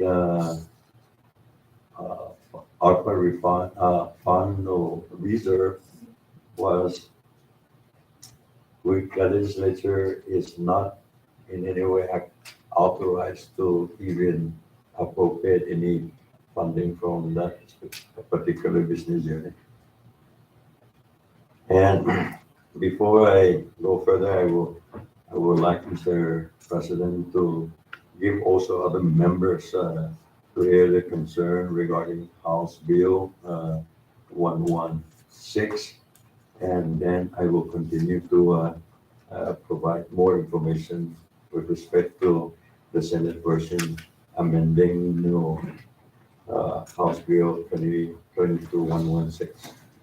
So at this time, I'd like, Mr. President, to give the other members, fiscal care members, the opportunity, and other members that are present for the session, the opportunity to provide their statement also, as before we really move to take action on House Bill 22-116. Thank you. So just want to say, Chairman, Senator Victor, this time I recognize Senator Francisco Q. Cruz. Thank you, Mr. President, and thank you, Chairman Opo, for your leadership in the fiscal year budget, as you summarized earlier. Now I would like to summarize a little bit about what happened on the second Senate district that the House version bill on 22-116 HD2. The Fiscal Fair Committee restored the 31 numbers of positions removed from the governor's proposal in the general fund, removed by the House version. We restored it back. We also restored 273 NOPs deleted by the House version in the governor's ARPA spending plan. This committee restored that 273 NOPs. We restored the net decrease of 550,041 from the combined general fund and ARPA budget allocation. We restored it back with the Senate version. The comparison between the Senate version and the House version reflects that the Senate version increase senior and given budget by 849,786, of which 550,401 relates to the restatement of what the House version had taken out, plus an additional 299,385 by the Senate action for adding the 8 FTs that were removed by the House version. The employees are restated as what the chairman has stated. We stated back that 80% funded by the general fund and 20% funded by the ARPA. The House version, we do that the other way around, 80% ARPA and 20% general fund. That's what the chairman has stated. In the coming next fiscal year, absent funding that was removed from the general fund, I don't know where we're going to find that funds from the local funds to restore that back to the government employees, more especially those that are serving the community, the civil service employees, and those are going to be affected. The 20% of general fund, we don't know where that, which of those employees are within that 20% general fund. So, in my opinion, that is very reckless, irresponsible to do that kind of changing the 80% of general fund to 80% of ARPA. And we all know that ARPA is a short-term funding solution. General fund is a long-term funding solution for our hardworking government employees. So we have to make sure that we secure those so that government employees can continue to deliver their services to our community. So this is what the Senate did. I yield for now. Thank you, Mr. President. This is responsive Chairman Cruz. Any other member? Senator Carr-King, neighbors? Thank you, Mr. President and members. Going back to the amount of NOPs that were cut from the island of Tinian, 273, the island of Rota, 293, the third senatorial district of Saipan, 101. In my opinion, this unduly burdens the first and second senatorial districts for two reasons. One, Saipan has a thriving private business industry where they can absorb possibly 101 people who are being let go. Though anybody being let go is unacceptable. But on Tin and Rhoda, we don't have that private sector to absorb the amount of people being cut. This impact is almost unbelievable. Furthermore, I would like to quote our good chairman of the Fiscal Affairs, Senator Hochul, during our conference committee last year. How far does a dollar go on Tinian? How far does a dollar go on Rhoda? So you combine those two things, the fact that gas costs more, commodities cost more on both of these islands, and that you're reducing the number by over 100 plus more on these senatorial districts, is concerning, needless to say. So I just would like to bring that to everybody's attention and put it on record. And thank you. Thank you, Senator Carl-King, neighbor. Any other member? I recognize Senator Edith De Leon Guerrero.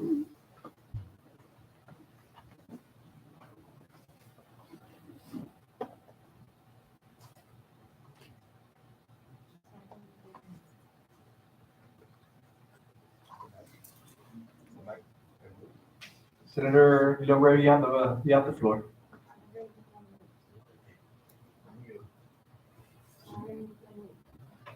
Okay, sorry. Thank you, Mr. President. I just wanted to state that we just got a copy of House Bill 22116 HD2 SS1 this morning before we started. And I understand we're not talking about that right now on the Senate version, that we're just focusing on the House version on HD2. I understand the concerns of how the ratio of 80-20 ARPA heavy local funds 20% poses a concern. For me personally, I'll speak for myself.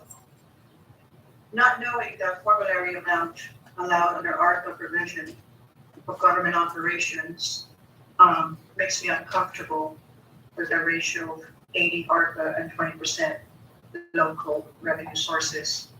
I think that has yet to be answered, but what exactly is the formulary amount allowed under ARPA for the provision of government operations? That's a plain language written in the ARPA Act itself. But here we are talking about the FY23 budget proposal, House version, Senate version eventually, and Congress committee later on, most likely.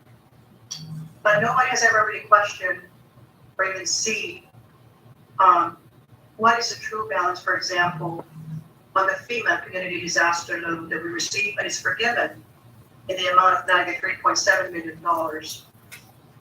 And we want to go on record that if the citizen of the Commonwealth does not know this, that the CNMI government reimbursed itself $20.8 million out of the FEMA $93.7 million money that is forgiven by the US government. So yeah, we can do the math, and we must ask the question of where is this revenue, the balance, where is it being appropriated to or allocated to? We need to be concerned because we're talking about a retiree 25% pension that is required for the CNMI government to come up. Only 75% is required under the settlement fund. But when we look at the $20.8 million of self-reimbursement, the casino gross revenue tax account was swept to respond to emergency.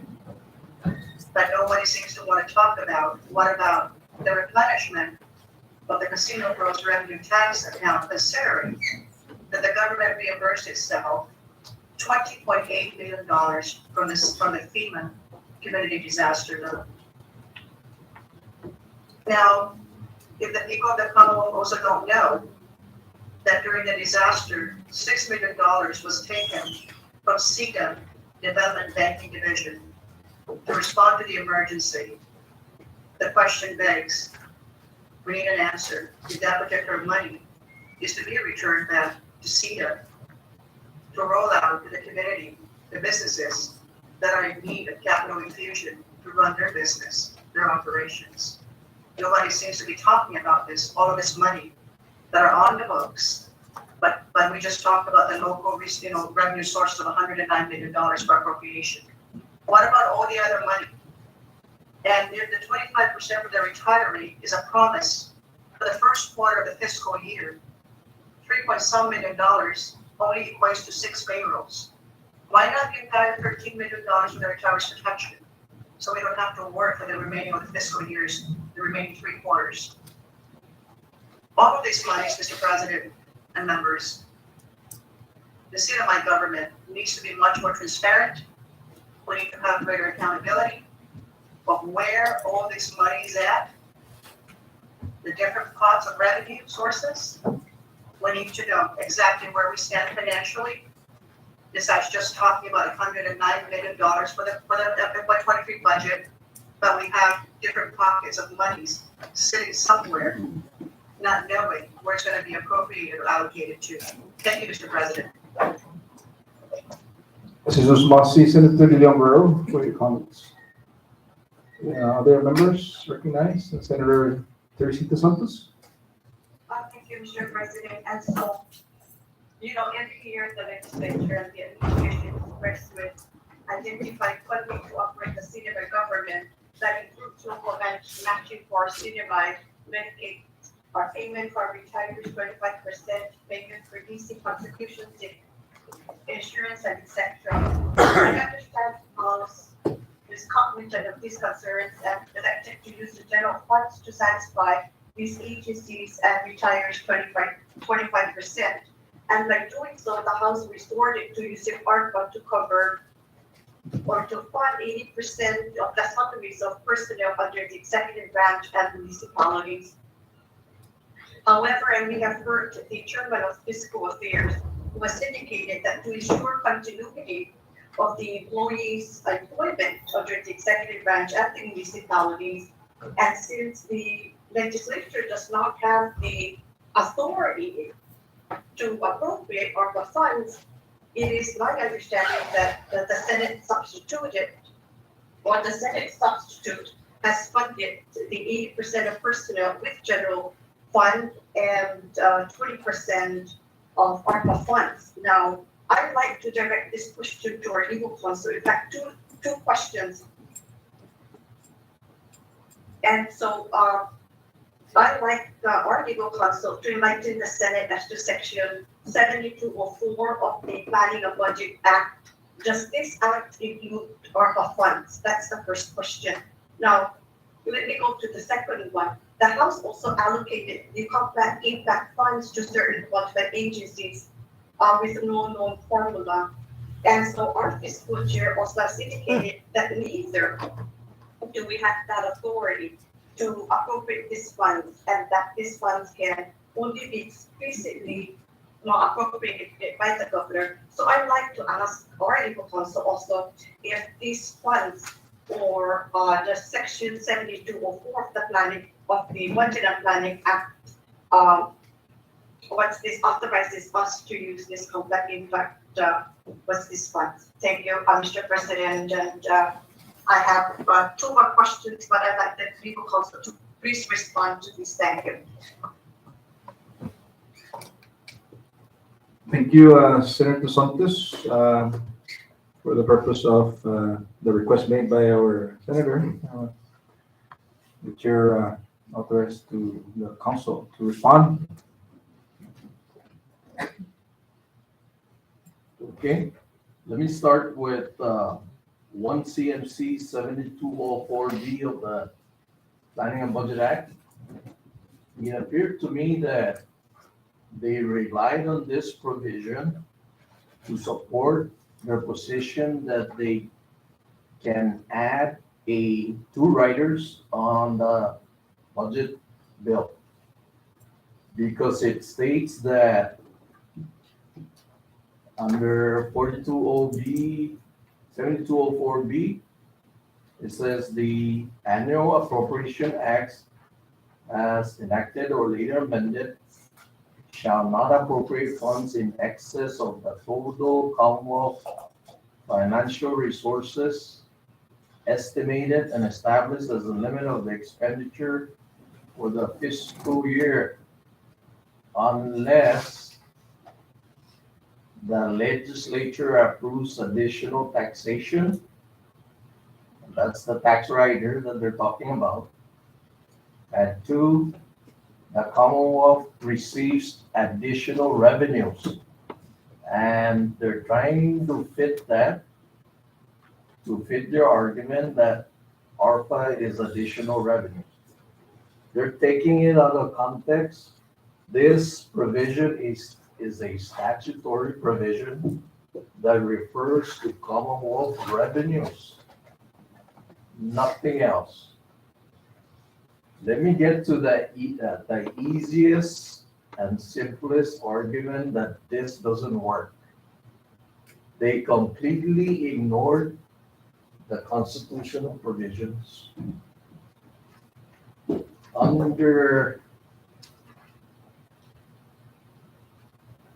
the NMI Constitution, under Article 2, Section 5B, this is the one subject rule. Maybe because perhaps this provision cannot be reviewed by the judicial branch.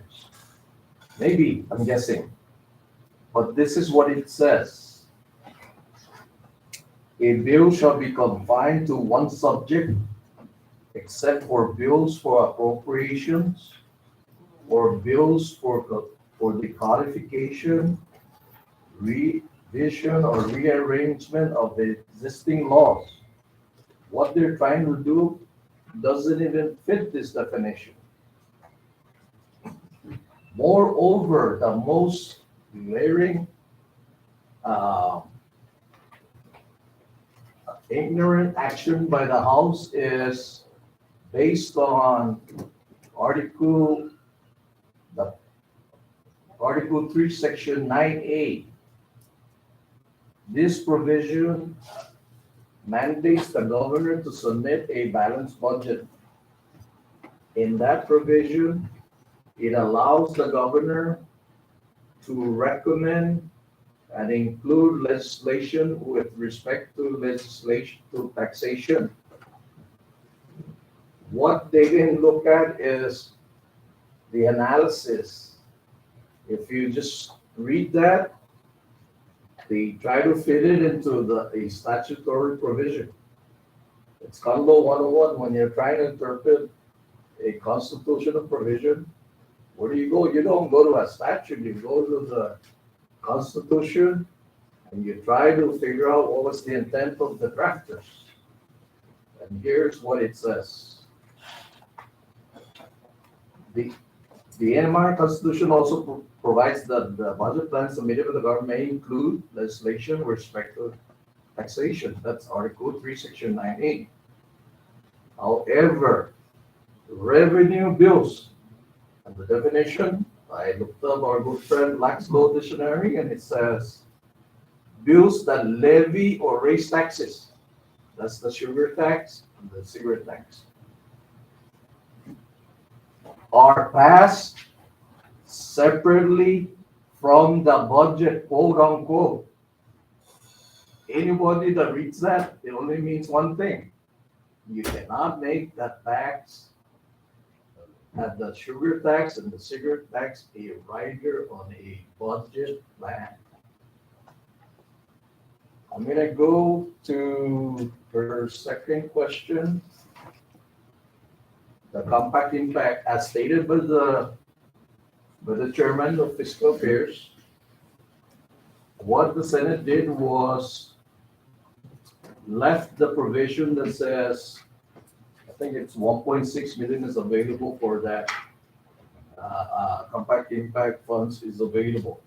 And we language in, we remove the breakdown done by the House because the breakdown is based on a data submitted by the agencies who are qualified to receive this funds.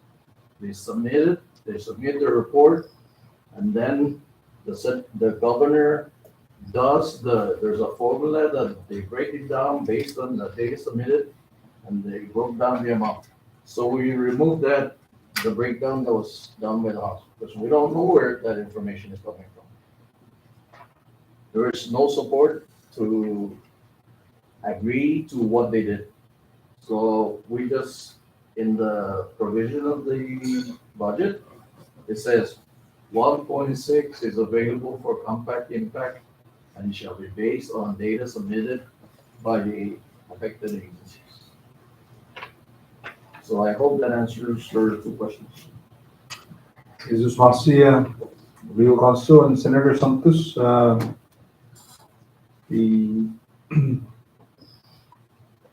the response that you've requested have been met.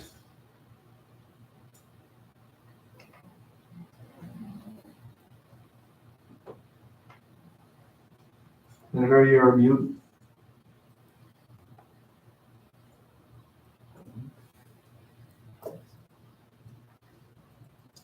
Senator Santos, can you unmute your? We can't hear you. Can you hear me now? Yes, yes. Thank you. So let me ask you that again. As opposed, are you saying that ARPA funds is not covered under section 7204 of the Annual Budget Act because ARPA funds is not considered as additional funds received by the Commonwealth? And that the governor has the authority to appropriate and to allocate? My answer is yes. Thank you, Council. All right, then, so, the next question would be, for the on-street orders, will there be sufficient general funds in the executive branch that the governor can reprogram as stated in section 501 of the Senate Substitute Bill?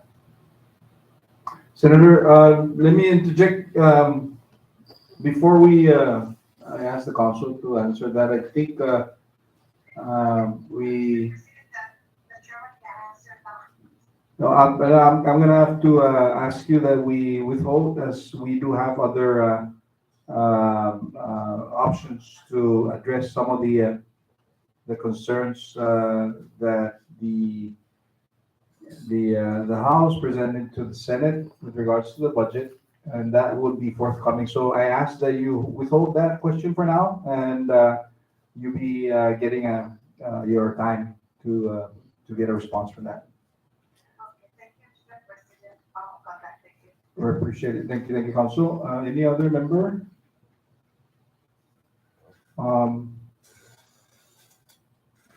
Before I continue on, the chair would like to request, for the interest of discussion, and I want to appreciate the presence of our Secretary of Finance here. He's standing by to allow some of our questions to be answered. So at this time, without any objection from the members, I recognize our floor leader to offer a motion to go into committee of the whole and allow the exchange between the members on the Secretary of Finance and some of those pointed questions that are critical in our disposition to the budget process. Floor leader. Thank you, Mr. President, and at the request of the President, I'd like to now offer a motion that we dissolve into committee as a whole so that we may welcome our Secretary of Finance to dialogue with the members and answer any questions that the members have in detail or in regards to the budget that we're about to act on. That's so offered by the floor leader to dissolve into committee of the whole, and it's been seconded. And under rule of the Senate, the committee of the whole is chaired by the floor leader. So, floor leader, I yield the floor to you. Thank you, Mr. President. I was about to inform the members of that. Again, by rule, as stated by the President, the floor leader shall preside over any dialogue in committee as a whole. So I open the floor to any members to ask the Secretary of Finance any questions or to identify or seek any information in regards to our budget. Mr. Chairman. It's recognized. Thank you, Mr. Chairman. Mr. Secretary,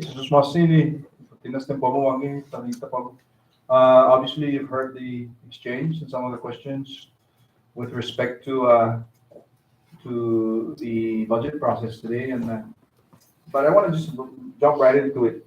A couple of weeks ago, the administration came out saying that the first quarter of fiscal year 2023, with regards to the 25% for our retirees, has already been identified and considered. No, so the last three remaining of fiscal year, in the Senate version, we make mention of a statutory requirement, a constitutional requirement perhaps, that the governor has the 25% reprogramming authority within the executive branch to be able to facilitate or service some of the public programs. No? So in this case, the 25% attention to make the retirees in a whole. So is that something that is being supported in your position as Secretary of Finance? Would this suffice the concerns by the community? Thank you, Senate President. Thank you, Chairman Senator Hoko, and the Senate as a whole. For the record, I am David Atalik, the Secretary of Finance, and I thank you for inviting me to answer questions to the Senate body. To answer your question, Mr. President, with the authority of 100% or reprogramming authority, the governor will have sufficient available reprogramming authority to cover the 3 additional quarters unidentified at the moment for the retirees, based on the available funding on the executive branch. However, that is not the plan is in terms of our budget submission. We did identify the first quarter utilizing the community disaster loan, available funds in that for the first quarter. We wanted to secure and ensure the retirees that for the rest of the for the first quarter of the fiscal year and the end of the calendar year, that they will be continued to receive their full pension, including the 25%. That is the commitment from the administration. I'd like to just reiterate and just remind the Senate that the governor and his administration has always made sure that the retirees was a high priority, and we wanted to ensure that they were getting their full pension by December 31st, 2022. It gives and allows time for the administration to review the first quarter reports on revenues anticipated in the next fiscal year. It also allows the legislatures to look for additional revenues, opportunities that can fund the retirees as well. We look to revamp our tourism industry to include our casino industry, and we work closely with the CCC to recover or gain taxes and fees from our casino operator. However, those take time and negotiations are still ongoing. And so it allows us to ensure that the retirees will not have to wait for that source of funding, which is by law, which will fund their 25%. And so I assure this Senate body that the administration will ensure that the retirees will be getting their full pension and as identified for the first quarter of next fiscal year. Hope that answered your questions. Yes, Secretary, thank you. Partially, but I just think that, but on the provision of the budget, we made mention of that. We actually don't need to, because the governor had already that authority in Planning and Budgeting Act. But to allude to our support to the retirees and commitment, I asked the chair and the committee members to include this provision, because everybody knows the situation right now with the funding, the funding stream. And I appreciate that there is a plan, and that you will be providing that particular guidance to the members of the legislature, at least for the next couple of months. So I wanted to ask this question because that seems to be the sticking point in one of the provisions of the budget, is the obligation of the at least the $30 million. I like to say that because, really, if you look at the totality of, without removing other agencies, but if you look at the total number of the figures, knowing the 25%,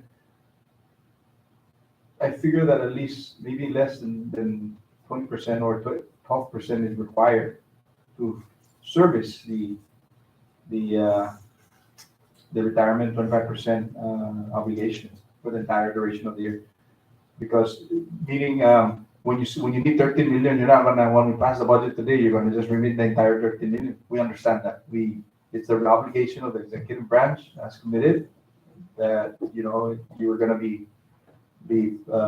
servicing that obligation. And I appreciate that over the last couple of fiscal years and even past that there's always that commitment from both extremes, from both ends, the administration and at least the Senate. So I'm going to yield for my next question to the other members. But thank you for clarifying that. Can I yield back, Mr. Chairman? Thank you, Mr. President. Secretary, I do have a question for you.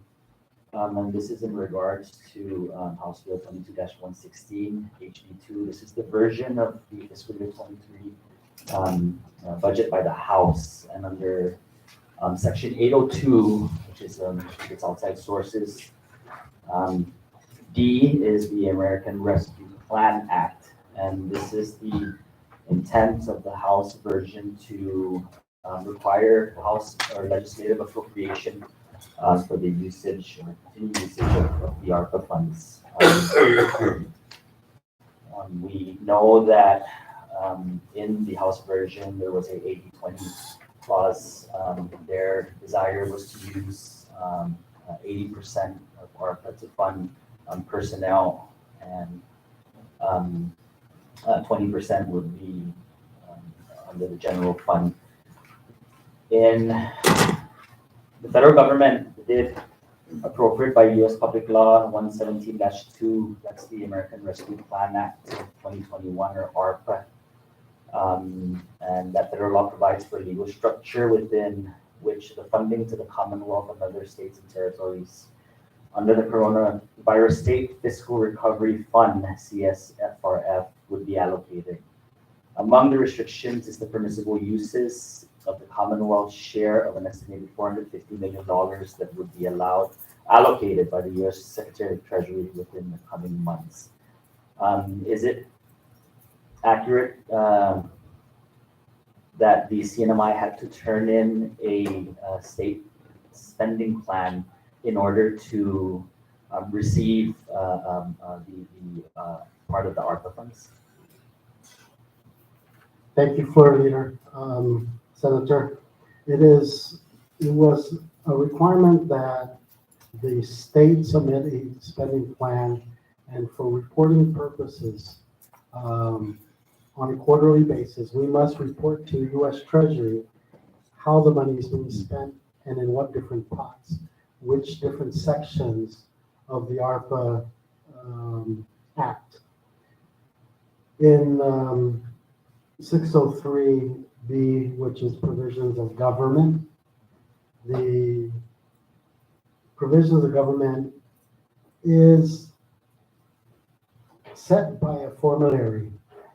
And this formulary, based on the 2021, 22, and even back in FY 2020, decrease in revenue and data and expenditures of the CNMI government goes into the formulary to identify how much we can spend for loss of revenue, which can support the general fund. The action by the House to force the personnel to be covered only 20% by general fund is actually putting a hamper on the total availability for provisions of government. The provisions of government for FY 2023 was identified to take care of operational costs of the whole government, and including the judiciary. We had that as planned, and going based on the House version, when they took $20 million that is funded or reimbursed back to ARPA from Medicaid, those funds were already identified to assist when we issued out a second stimulus. Keep in mind, I know that it was really pushed by the House to help our community with another stimulus, and the governor had decided that if we can do a second stimulus, how does that fit in our spend plan? Well, the identity of additional funding unused by Medicaid allowed us to do that. And so, to answer your question, Floor Leader, the subsidy for ARPA to help in our recovery of the COVID pandemic allows us a certain amount for provisions of government, and ours should be used as a subsidy to our general fund and not to be used as a major source of funding to fund our government. Thank you, Mr. Floor Leader. Thank you, Secretary. And that's going to lead me into my second question, because as we know, and as you stated, pursuant to Section 602, C of the CSFRF, that's the Coronavirus State Fiscal Recovery Fund. The funds may be used to cover costs incurred by the Commonwealth through December 31, 2024, relating to the following, and this is a response costs to public health emergencies caused by COVID-19 pandemic and its negative economic impacts, including assistance to households and small businesses and nonprofits. Then it goes on also to state in providing premium pay to government workers performing essential work during COVID-19. Also stating that funding of Commonwealth government services affected by the reduction in the revenue due to COVID-19. And then also to invest in water, sewer, and broadband infrastructure. And all of this, I know is part of the plan that was worked on by your department through your leadership. My question is, and the spending plan is in motion right now. There's been millions of dollars that have been expended into satisfying the requirement by of the CSFRF. And if the version of the House goes through with using 80% of ARPA funds to fund personnel, in your opinion, how would that impact the ongoing action of our spending plan now? And that would force us, or would that force us to go back and revise that plan and report to the federal authorities of the change forced upon from any legislation that is possible? Thank you for your, the provisions of government is straightforward and based on its formulary. This will, should the House version be passed, it could jeopardize our ability to stay within the formulary amounts offered by the ARPA Act. It would drastically reduce our planned operational cost for the government to provide the services we need. And so we need to revert back to the governor's submission of 80% general fund and 20% covered as identified from the very beginning in FY20, FY21, and now FY22. We, with the assistance of ARPA, we were able to lift austerity and make sure all our government employees, including those that were furloughed, to come back to work. Should by some reason and the risk of should ARPA somehow is unavailable for us to use in the next fiscal year, we're stuck then with an 80-20 or 20% budget out of our local resources to fund our government employees. And that will be a drastic drop in available funding to fund our government. And so it just makes fiscally sense to utilize general fund for our operation and our government employees and have ARPA as a subsidy, assistance. It's a grant award that allows us to get through the pandemic. And we expect that after next fiscal year, we need to be self-sufficient again with the amount of ARPA that we've used and anticipate to expend in the next fiscal year.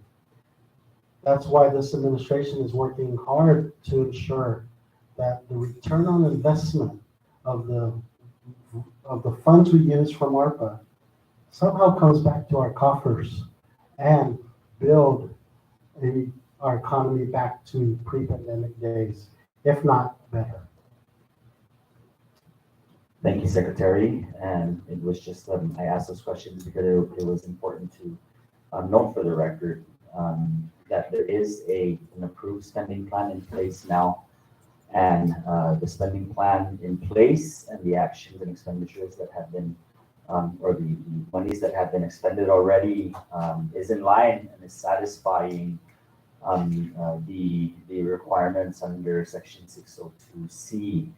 So I want to stress to the members of the legislature in both houses that if we make any change to that plan, it would be very drastic and there would be consequences in going back and trying to redo a plan that is in action right now. I like the term that the Secretary of Finance used is return on investment.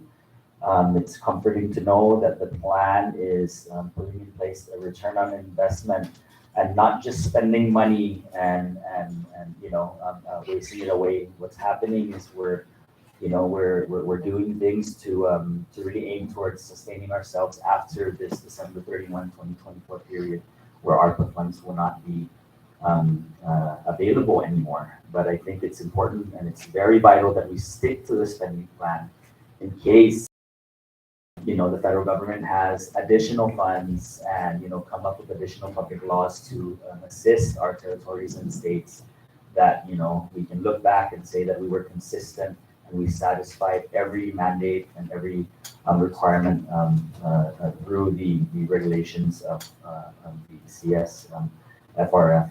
And to end, it wasn't the first time, this is not the first time that the legislature or the House tried to make it required to appropriate ARPA funds.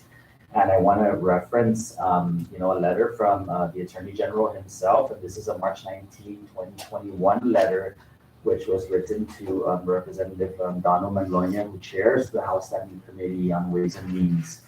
And this was, I guess, to answer the question whether ARPA funds must be or must be appropriated by the legislature. And the statement, and it's written for the record, the AG said, for the Commonwealth to receive funds under the ARPA, an enactment of Commonwealth law is required. So I just wanted to state that for the record, and I'll yield my time, and I will continue the ongoing discussions and dialogue with the Secretary of Finance. Thank you, members. At this time, I recognize Senator Teresita Santos to pose her question to the Secretary of Finance.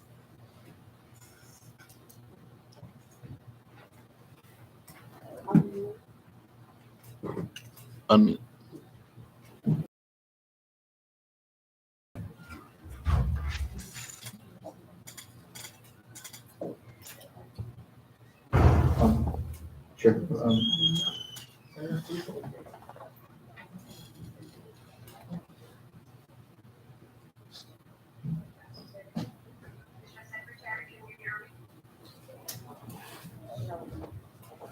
Can we try to make it louder? Is that as loud as we can go? Hello, Mr. Secretary, can you hear me? Okay, there. Senator, go ahead. It's kind of low, but if you can go ahead and speak loudly into the mic, we can hear you better. Okay, so thank you, Chair. So, Mr. Secretary, earlier you mentioned that for the first quarter, the administration is going to use the community disaster loan for the retirees 25%. Is that correct? That is correct. Good. And so the Senate substitute in Section 501, the reprogramming authority, it says that the governor may reprogram sufficient funds from the operations and activities of departments, agencies, and offices of the executive branch to fund any shortfall of the retirees' 25 pension benefits and payments of the retirees' death benefits. And so in the event that is insufficient, will there still be community disaster but to augment that work? At the current moment, the community disaster loan, this balance is pretty depleted. If you can recall, we funded the whole 25% for the retirees using this funding source for FY 2022. And prior to reconciling the account, we found available funding to fund the first quarter. So to answer your question at the moment, it's insufficient. We had funds available, but we used it to cover the Medicaid matching for this current fiscal year and next fiscal year. So we're stating that as we speak, there may not be sufficient community disaster to be able to augment any shortfall in the event that there's not enough for the governor to reprogram from the from the operations activities of departments, agencies, and offices of the executive branch. Correct? That's correct. Thank you. Thank you, Senator Santos. Anyone else? Go ahead. Let me recognize Senator De Leon Guerrero, and then we'll move on to Senator Cruz. So after this round, we'll do one more round, and then we'll dissolve that. Senator De Leon Guerrero, recognize. Thank you, moderator. Mr. Secretary, thank you for your time. I just want a clarification from you. In your prior quarterly reports to the legislature, you did mention on your quarterly reports that you were using the FEMA Community Disaster Loan to fund the retirees 25%.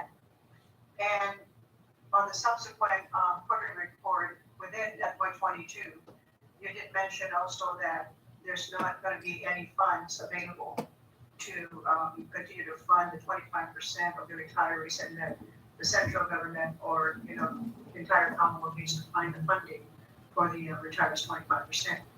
Today, you're talking about using that FEMA loan, the CDL, to fund the first quarter of FY23. Is that correct? That's correct. And as I mentioned, as we finalized our reconciliation of the account, the additional resources were available to secure the funding for matching or for the 25% for the first quarter and the matching for Medicaid for this current fiscal year and next. All right, so it's the matching for the Medicaid fund would come in to supplement that, I guess, the gap. My last question for now, regarding the self-reimbursement of $20.8 million from the FEMA Community Disaster Loan. Is there any plan for the central government to replenish back the casino gross receipts tax that was taken or swept out during the emergency to include the $6 million that was taken from CEDA Development Banking Division? Is there any plan for the administration to return those monies back to those specific areas?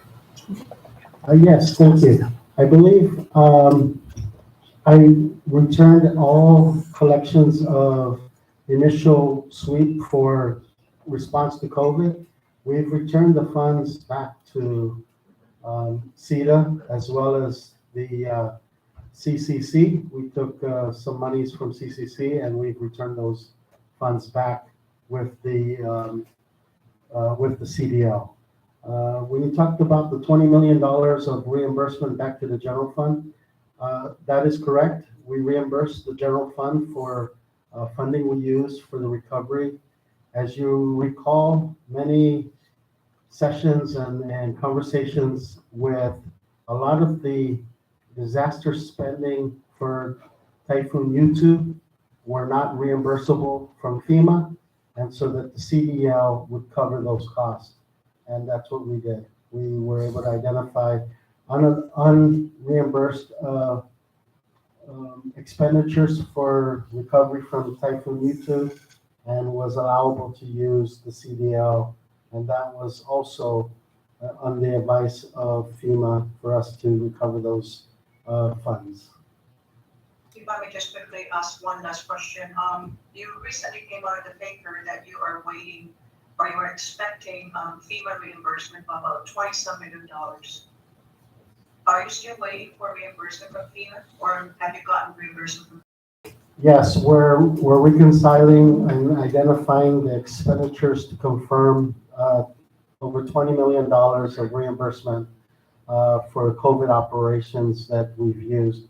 Right now, those will reimburse the general fund for expenditures in our Homeland Security account that we have separated our 1699J business unit that records all disaster spend. And so we anticipate, more than what is coming.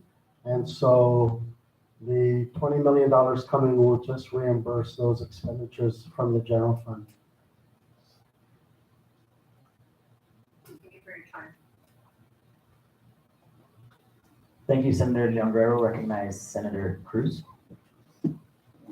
Thank you, for leader, and thank you, Mr. Secretary, for your statement, making sure that the 25% are going to be taken care in the first quarter. And clarification on that, is that the non-reimbursement by FEMA, is that the unbudgeted expenditure by the Sinai government? Yes, if you, as a emergency declaration is declared, we create an account, we start spending to recover or to respond to a disaster. Those are not budgeted, and at the same time, we do not have any disaster reserves or any reserve for that matter for any emergencies that come up in our Commonwealth government. And so we start spending what's available and document everything so that we can request for reimbursement. And then that's what That one is going to be covered by CDL. That part. So in FY 18 and 19, we incurred more than the 20 million that we received or that we reimbursed the general fund with CDL funds. We had a lot of expenditures during Typhoon YouTube, and a lot of documentation was not properly done, which caused unallowable reimbursements. Or let me put it this way, there was a lot of expenditures that could be reimbursed, but we didn't have the proper documentation to claim reimbursement. And so after YouTube, future documentation is strictly adhered to so that we can get reimbursed for a lot of the expenditures we've done. A big amount was payroll. Those that did not have Cat B forms, we could not request for reimbursement from FEMA, and documenting exactly what they are doing for the disaster. And so there's unallowable or unreimbursed funding that the government incurred, or not funding, expenditures that the government incurred, and the CDL was a solution to help recover and not directly from FEMA. And so that allowed us to recover and help get us through, this was pre-pandemic, getting over the Typhoon YouTube recovery period. Thank you for making that clear, Mr. Secretary.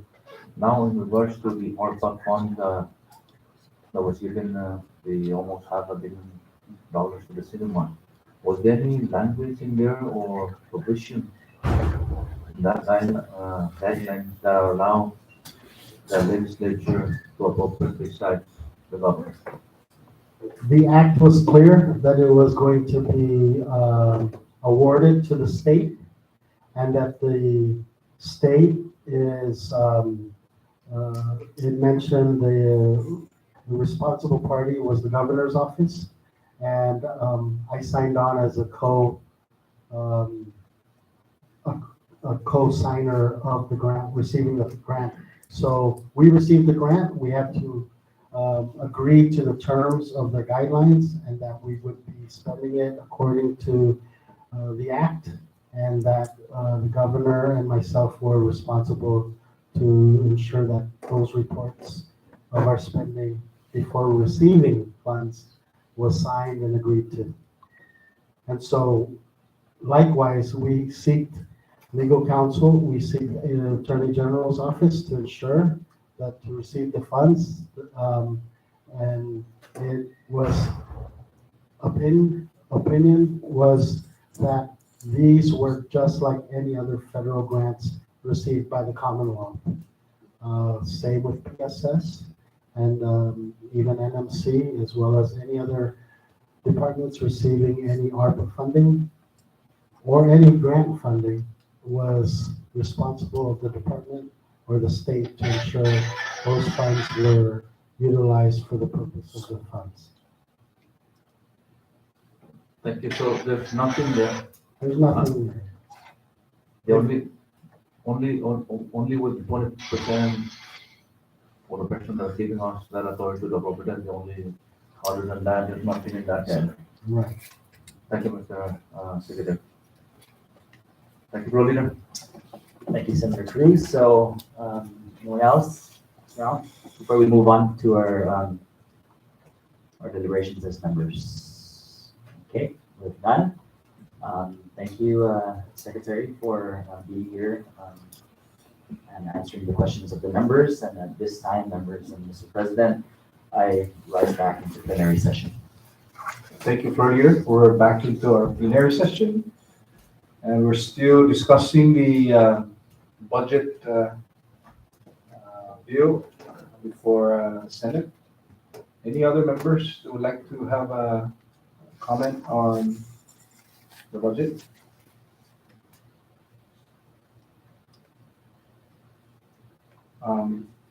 Senator Santos, recognized.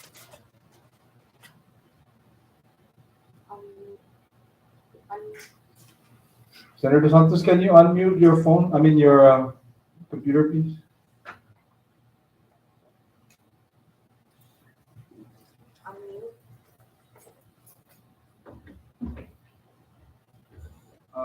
I would like to call for a short recess. Short recess.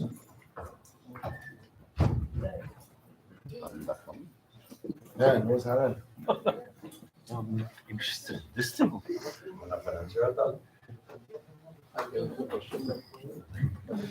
Wow, that's nice.